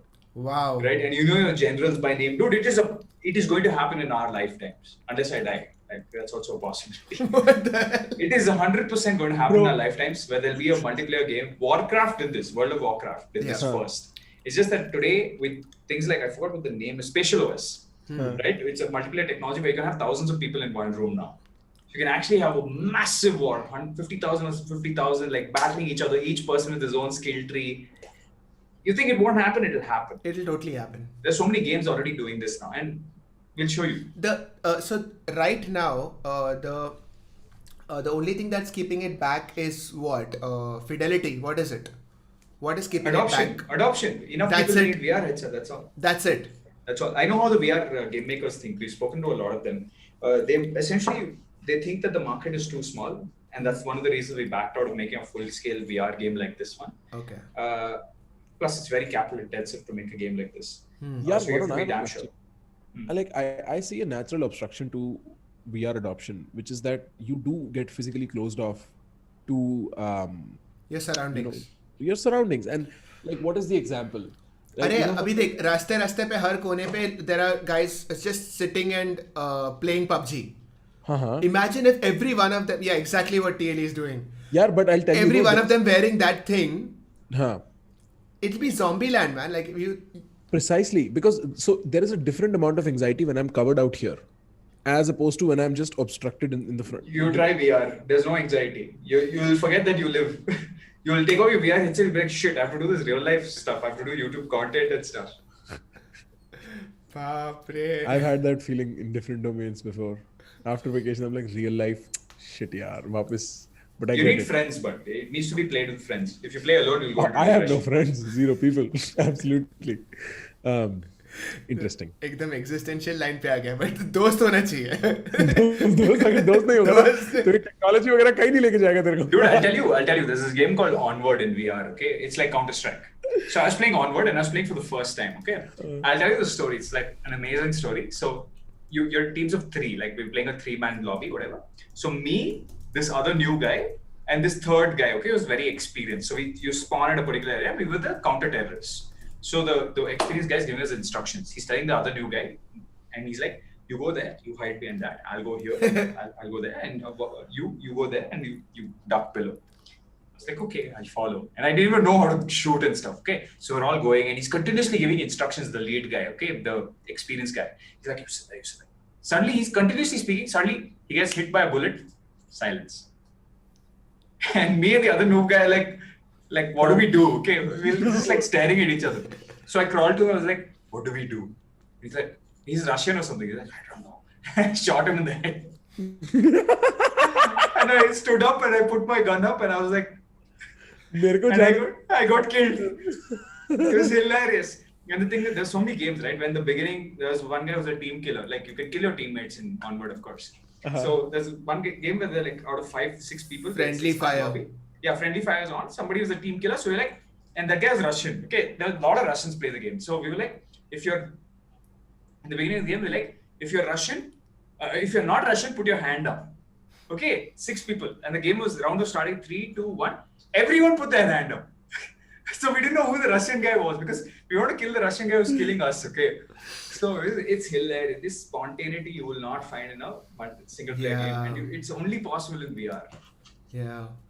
So obviously something like this will need a central cloud gaming thing, right? It cannot be like how. Decentralized? Yeah, it cannot be decentralized. Yeah, I mean, if it's a 12-man server, it can be decentralized. You can host your Yeah. own server. But Yeah, a battle royale kind of thing. It has to be a centralized thing. yeah. I mean, 100-man, it's still decentralized. 100, like it's a 100-man server slots. But thing with software like Spatial OS, you can have like massive servers. You can have 1,000. I think Spatial OS can be pushed to like 10,000. Eventually, you have 100,000. Eventually, all of humanity can be in VR at the same time. You think Ready Player One is a dream? It is not. I guarantee you, it's not a dream. My God. It is possible in our lifetimes. भाई काम कौन करेगा? नहीं करेंगे वो what काम? वो तो AI ले रहा है ना. I mean, artist का ले रहा है, हमारा ले रहा है. My Hindi started kicking in. This is around the time of the night when the Red Bull kicks in. Speaking in Hindi.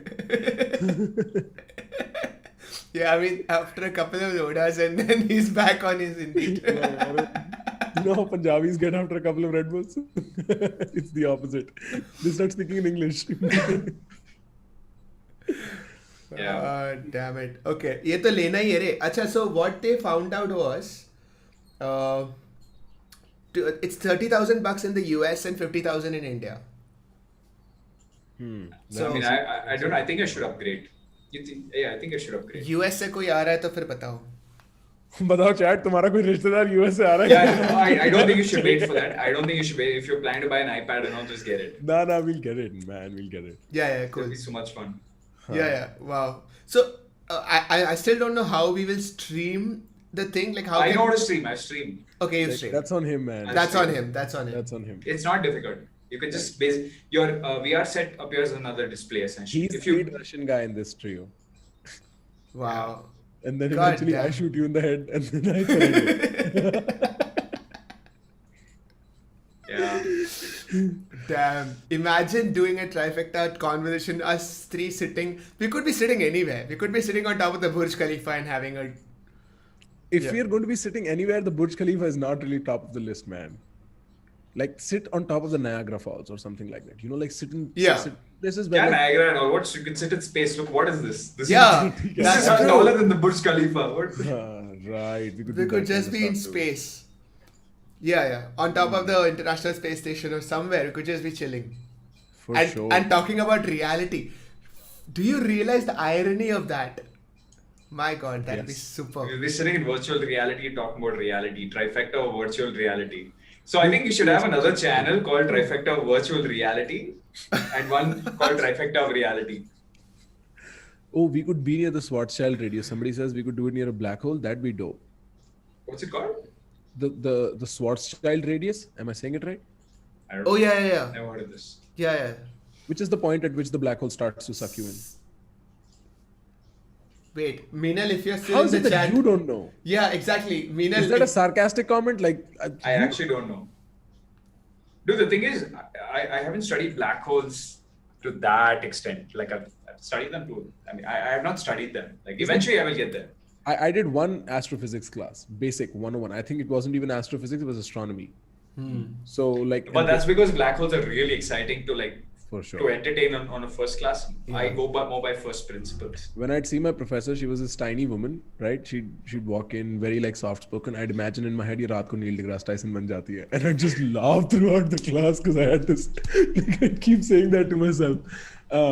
Smallest distance of an object below which it turns into a black hole. Okay. All right. Event horizon. Yeah. I know what an event horizon is. Yeah, that's event horizon. Yeah, why didn't you use the word event horizon? Isn't that more common? No, they're different. I think they're different things. Maybe I got it wrong. Maybe event horizon is what I was talking about, but I was calling it the radius. Yeah. The radius. Dude, there's a method for you to, I mean, I saw this on Curse, just or whatever. Take a black hole, put like a container around it. Whenever you put any energy inside it, it bounces across the container, goes to the black hole, does some shit, comes out, 10x or something like that. So black holes can actually be used as a source of energy or a way to really boost amplify the way. So I don't know if you've spoken about this before, right? Not information. Like you have a rocket. You can throw your rocket at the black hole in a particular way where it gets boosted and goes out. So like the sling, right? That's what Interstellar also did.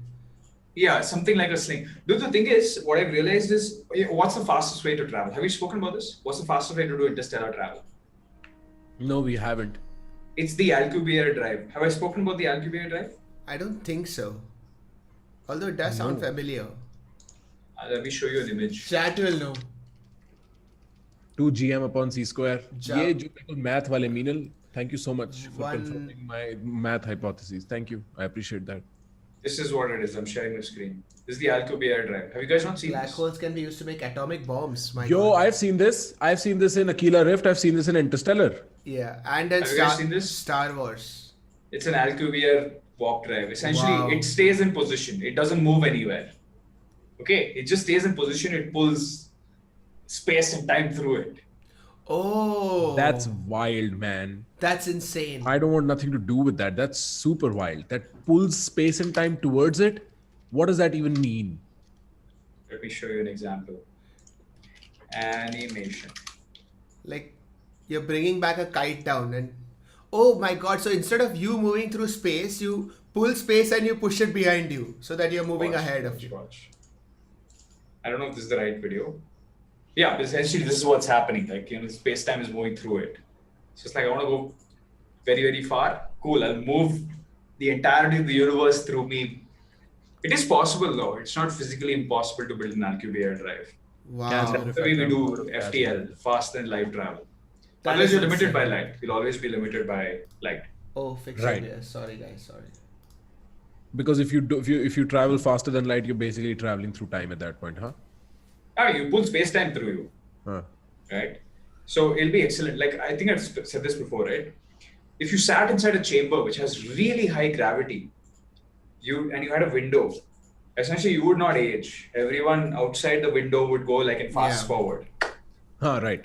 So It's sort of, I mean, that drive thing is, it's like rowing on a lake, right? Like you're taking water and pulling it and pushing it behind you. It's sort of, you're doing that with space-time.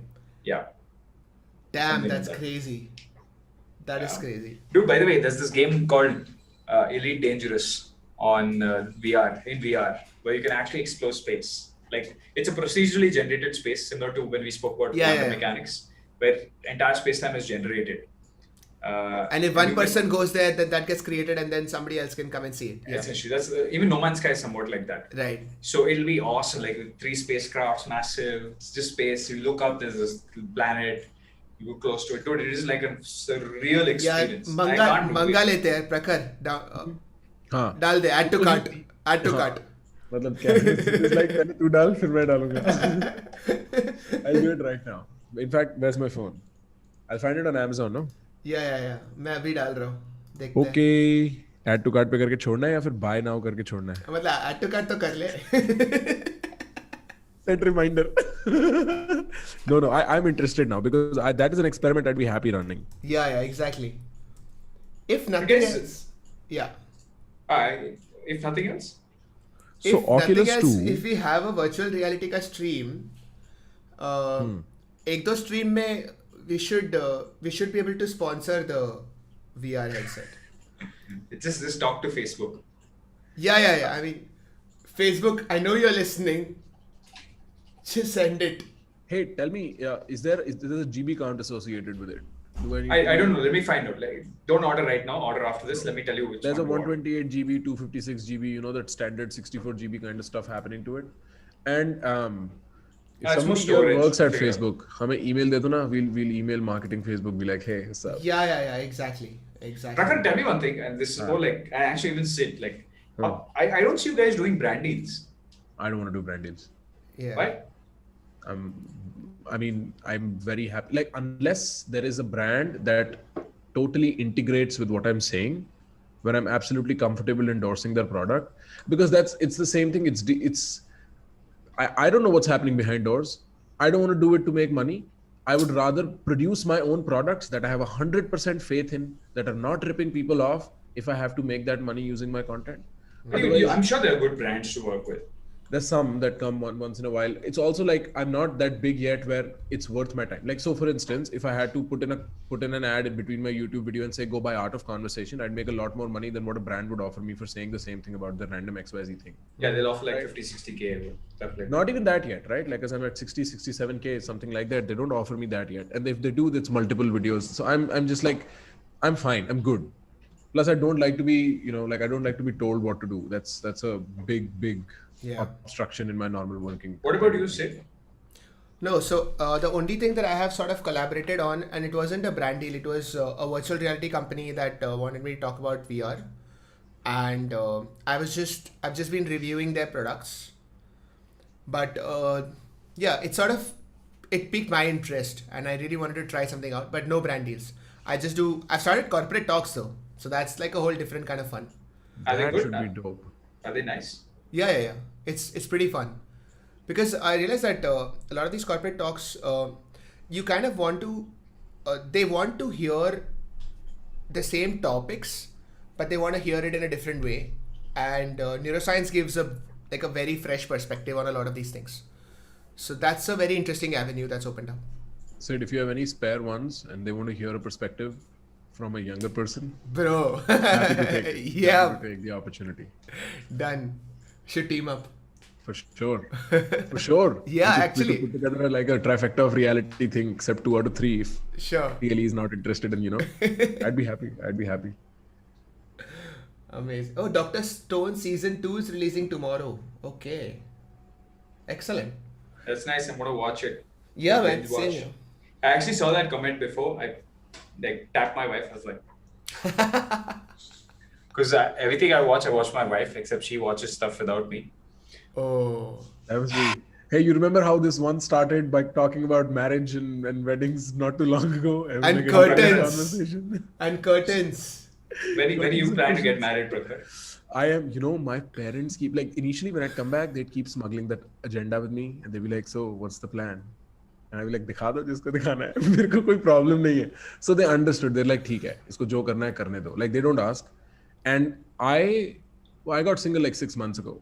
I'm not looking to even be in a relationship right now. I'm very happy.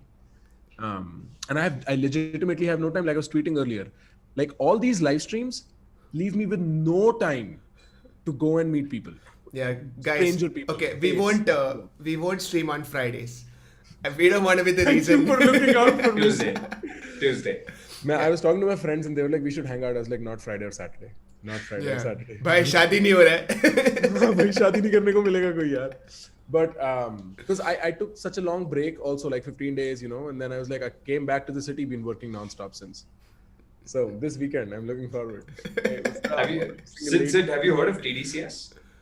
Because Prakash was talking about chilling, right? He took some time off. Have you heard of TDCS? No, what is it? Transcranial direct magnetic. For sure. Oh yeah. Current tried stimulation. You I've tried it? tried it. How is it? It's not palpable what is happening. I've heard good evidence about it. A friend of mine would swear by it. In fact, dude, he would do some TCDS. This was an app that he'd gotten a beta access to from this company that would, that was the craziest experience. So you put it in your earphones, you lie down, you start playing that 5 minutes into it, you're knocked into this fugue state.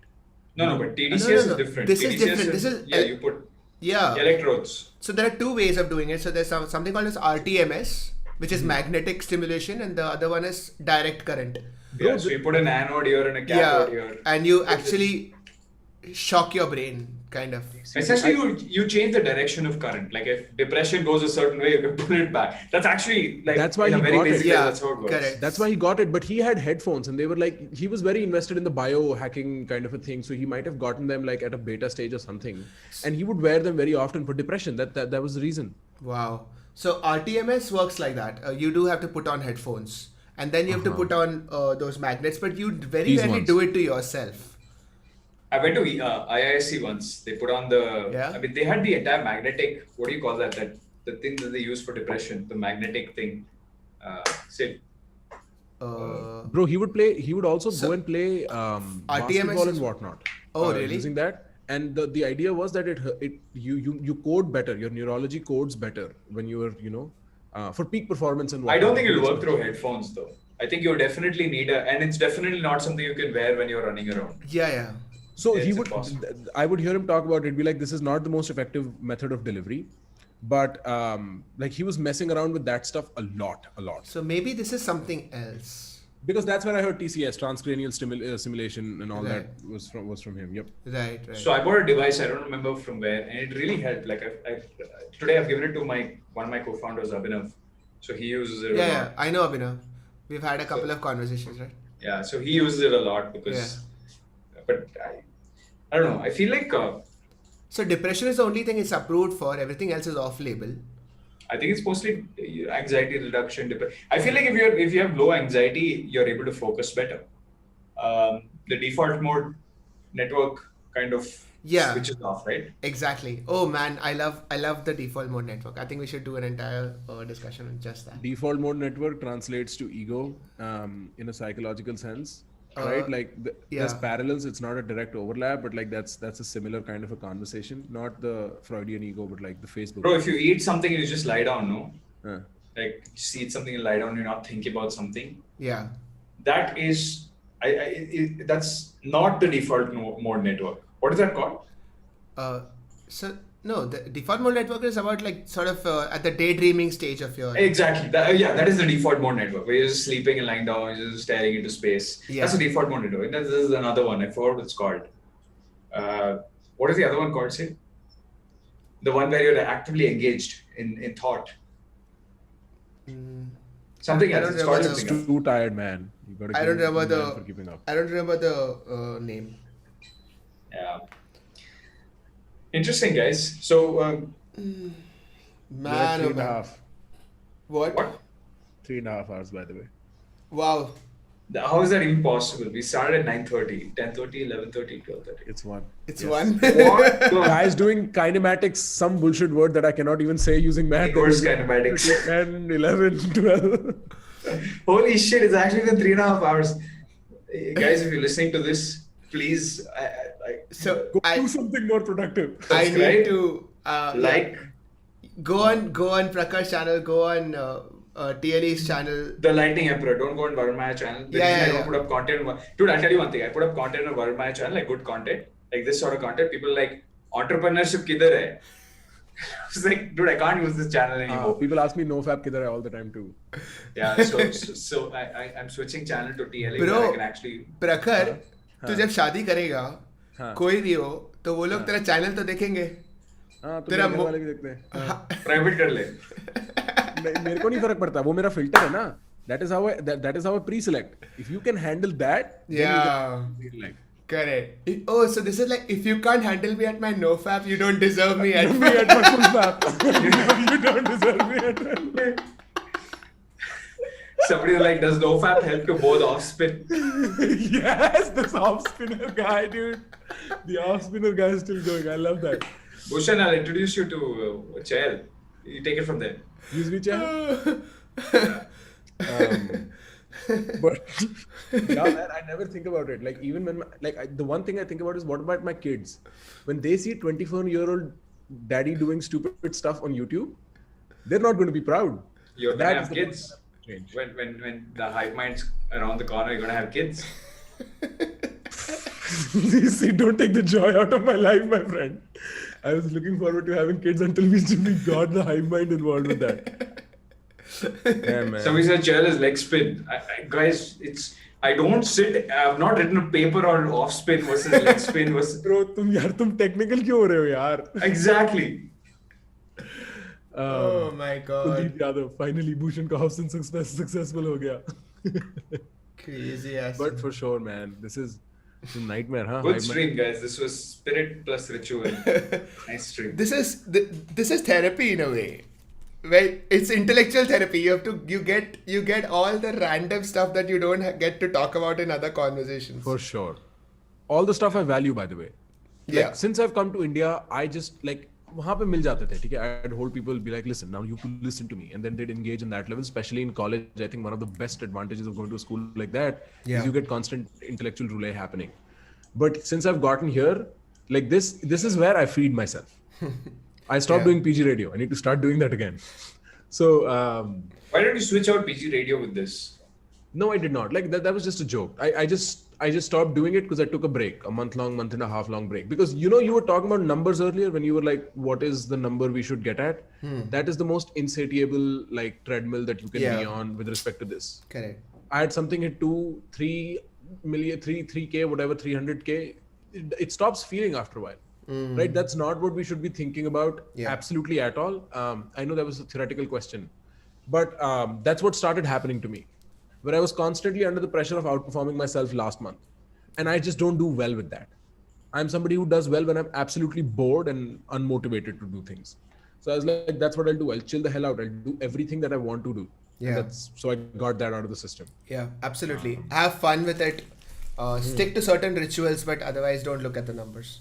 Spirit rituals. And the only ritual I'm looking at is the one that comes with spirit. Insane, man. We should do one on politics. Politics? Yeah. I mean, I'm happy to. Yeah. I'll come in my third avatar. Not available. It's just the poster. No, I think there is a proper way to talk about politics without, like, I just haven't found somebody to experiment that with. I may be very wrong. I think we can. And politics not as the present political scenario. Yeah, but politics as a concept. As a concept, right? Like this culmination of social into the political, what that does. Hannah Arendt said, politics is just social plus power, plus movement, right? And so there's all that angle that we can probably explore that sheds light on what political is. Yeah. Because we're fed Arnab Goswami version of political as soon as we're born. A lot of these guys are young, Yeah. We're not talking of any political party or any country also. But yeah. Chalo, let's figure. Okay. Guys. This has been fun. Insane stream, 3.5 hours. And girls. Guys, girls, all of you guys. Oh my, just imagine more than 500 people, almost 600 people stuck with us throughout. That is phenomenal. Too You guys good. have psychedelics वगैरह PG radio पे. If everybody here is not willing to talk about it, I want to experiment by talking about it. I have a few insane guests. Like I found this guy who's a psychedelic venture capitalist or something of that nature. Whoa. All VCs are psychedelic. For sure, they're all psychedelic. That's how they differentiate themselves. They've branded money, which is like the most generic thing. Yeah. But what the hell is psychedelic venture capitalist? Like he invests in psychedelic companies. I have a friend who works for him. And so I'm very interested to have him on. I have a few spiritual teachers that were friends. Nice. I haven't been on, dude. Huh? I haven't been on PG Radio. Not with this one. You've been when you were real. back when you've been there. But happy to have either of you as many times because मैं तो पहले सोच भी रहा था if we ever stream on my channel, probably the best outlet would be to do it on PG Radio instead of Pravachan. But we'll figure. We could figure something. For sure. I'd be happy to have the both of you too. Yes, we will. So guys, to the 500 people here, like, subscribe. Oh yeah, like guys. and subscribe Prakhar's channel. Go to Lightning Emperor channel. Just search for the Lightning Emperor. Hey, like and Sohani Shah subscribe. is here. Sid. Sohani Shah's in the chat. Hi Sohani, welcome. Can you ask chat to make it 1000 likes, please? It's 918 right now. It's a very annoying number. चलो मैं बैठा हूँ मैं देख रहा हूँ 1000 कब तक होते हैं बढ़ाओ नंबर भाई go make it 1000. Yeah, it's not that difficult. Come on, finish it off. What's up Sohani, क्या चल रहा है? Oh, Sohani would be a good one. Yeah. Oh, we can talk about reality with Sohani once because she's a magician. That'll be an interesting conversation. Oh, that's a very weird. I mean, that's the complete fourth this thing. Yeah, exactly. That would be an altogether different kind of vibe. Yeah. We're almost at 1K. Okay, you're like 30 people left. Yeah, 977. ऐसे नहीं करते चढ़ो आजो जी. Yeah, man, 33 people can't like it out. Come on. What is this behavior? Look, we're literally waiting for 20 people to go to their mouse, be like, and then we can go to sleep. Yeah. Imagine how this works in the hive mind, no? Oh yeah. Instant. It's basically you clicking it 1000 times. Yeah, it's basically like you saying. Sid, Yeah. 990 हो गया. 994. हो गया. Everybody, you guys have done the greatest job here. हम लोगों ने सिर्फ बात करी, तुमने हमें 1K likes the. Nicely done, guys. Nicely You know what done. that means to us. Yes, you guys are awesome. Go follow everyone. Go subscribe to everyone's Pravachan, channels. how many likes does your raw and real stuff get? Out of curiosity? Oh, Many thousand. yeah. Like, I don't know, several thousand. Tens of thousands? No. But so like when you're streaming, a good ratio is generally 1:10, like to viewership, and then it eventually becomes 1:20 or something. Yeah. So it's like 5,000 for 100,000 And viewership. this happened after how many videos? So what was like the growth rate? The first. No, initially it was great. So when Okay. we started off, it was because people hadn't seen it before. Yeah. Shwetab and I were collaborating, and then Vedant was coming in. So initially it shot to 100, 150K. Yeah. And then it went down because people got used to it. And then they saw that this is just getting better.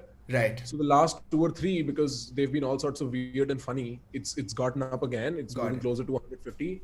Nice. It's shown constant increase on Spotify though. Spotify, we might be top 70 podcasts in India already. That's amazing.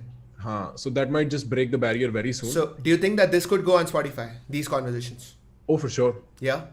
For sure. Editor chahiye, na? I mean, we have that 1 minute We break. need one person who does Reddit, who strips the audio of this, uploads it on Anchor. We need one person. If somebody wants to offer their email where people can apply for this, like we just need one person. There's nothing really. You will be paid in.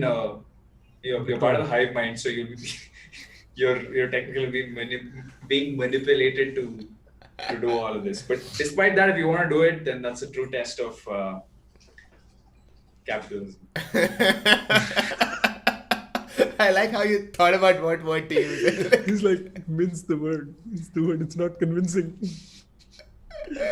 Cool, Yeah, I guys. know there's a lot of people. Man. We'll make this work. Abhi to, I think I am too tired. We're closing on the 4-hour mark. We are done. So we'll go for now. But thank you Alright. so much, guys, for coming. We'll see Bye you next Hive time. Mind. Bye Hive Mind. We shall see you all soon. Ciao. TLE, always a pleasure. Prakar, always a pleasure. Always a pleasure, man. See you, man. Good night, everyone. 1 second. Bhushan's still asking off spin, bro. Bhushan's got heart. You're off?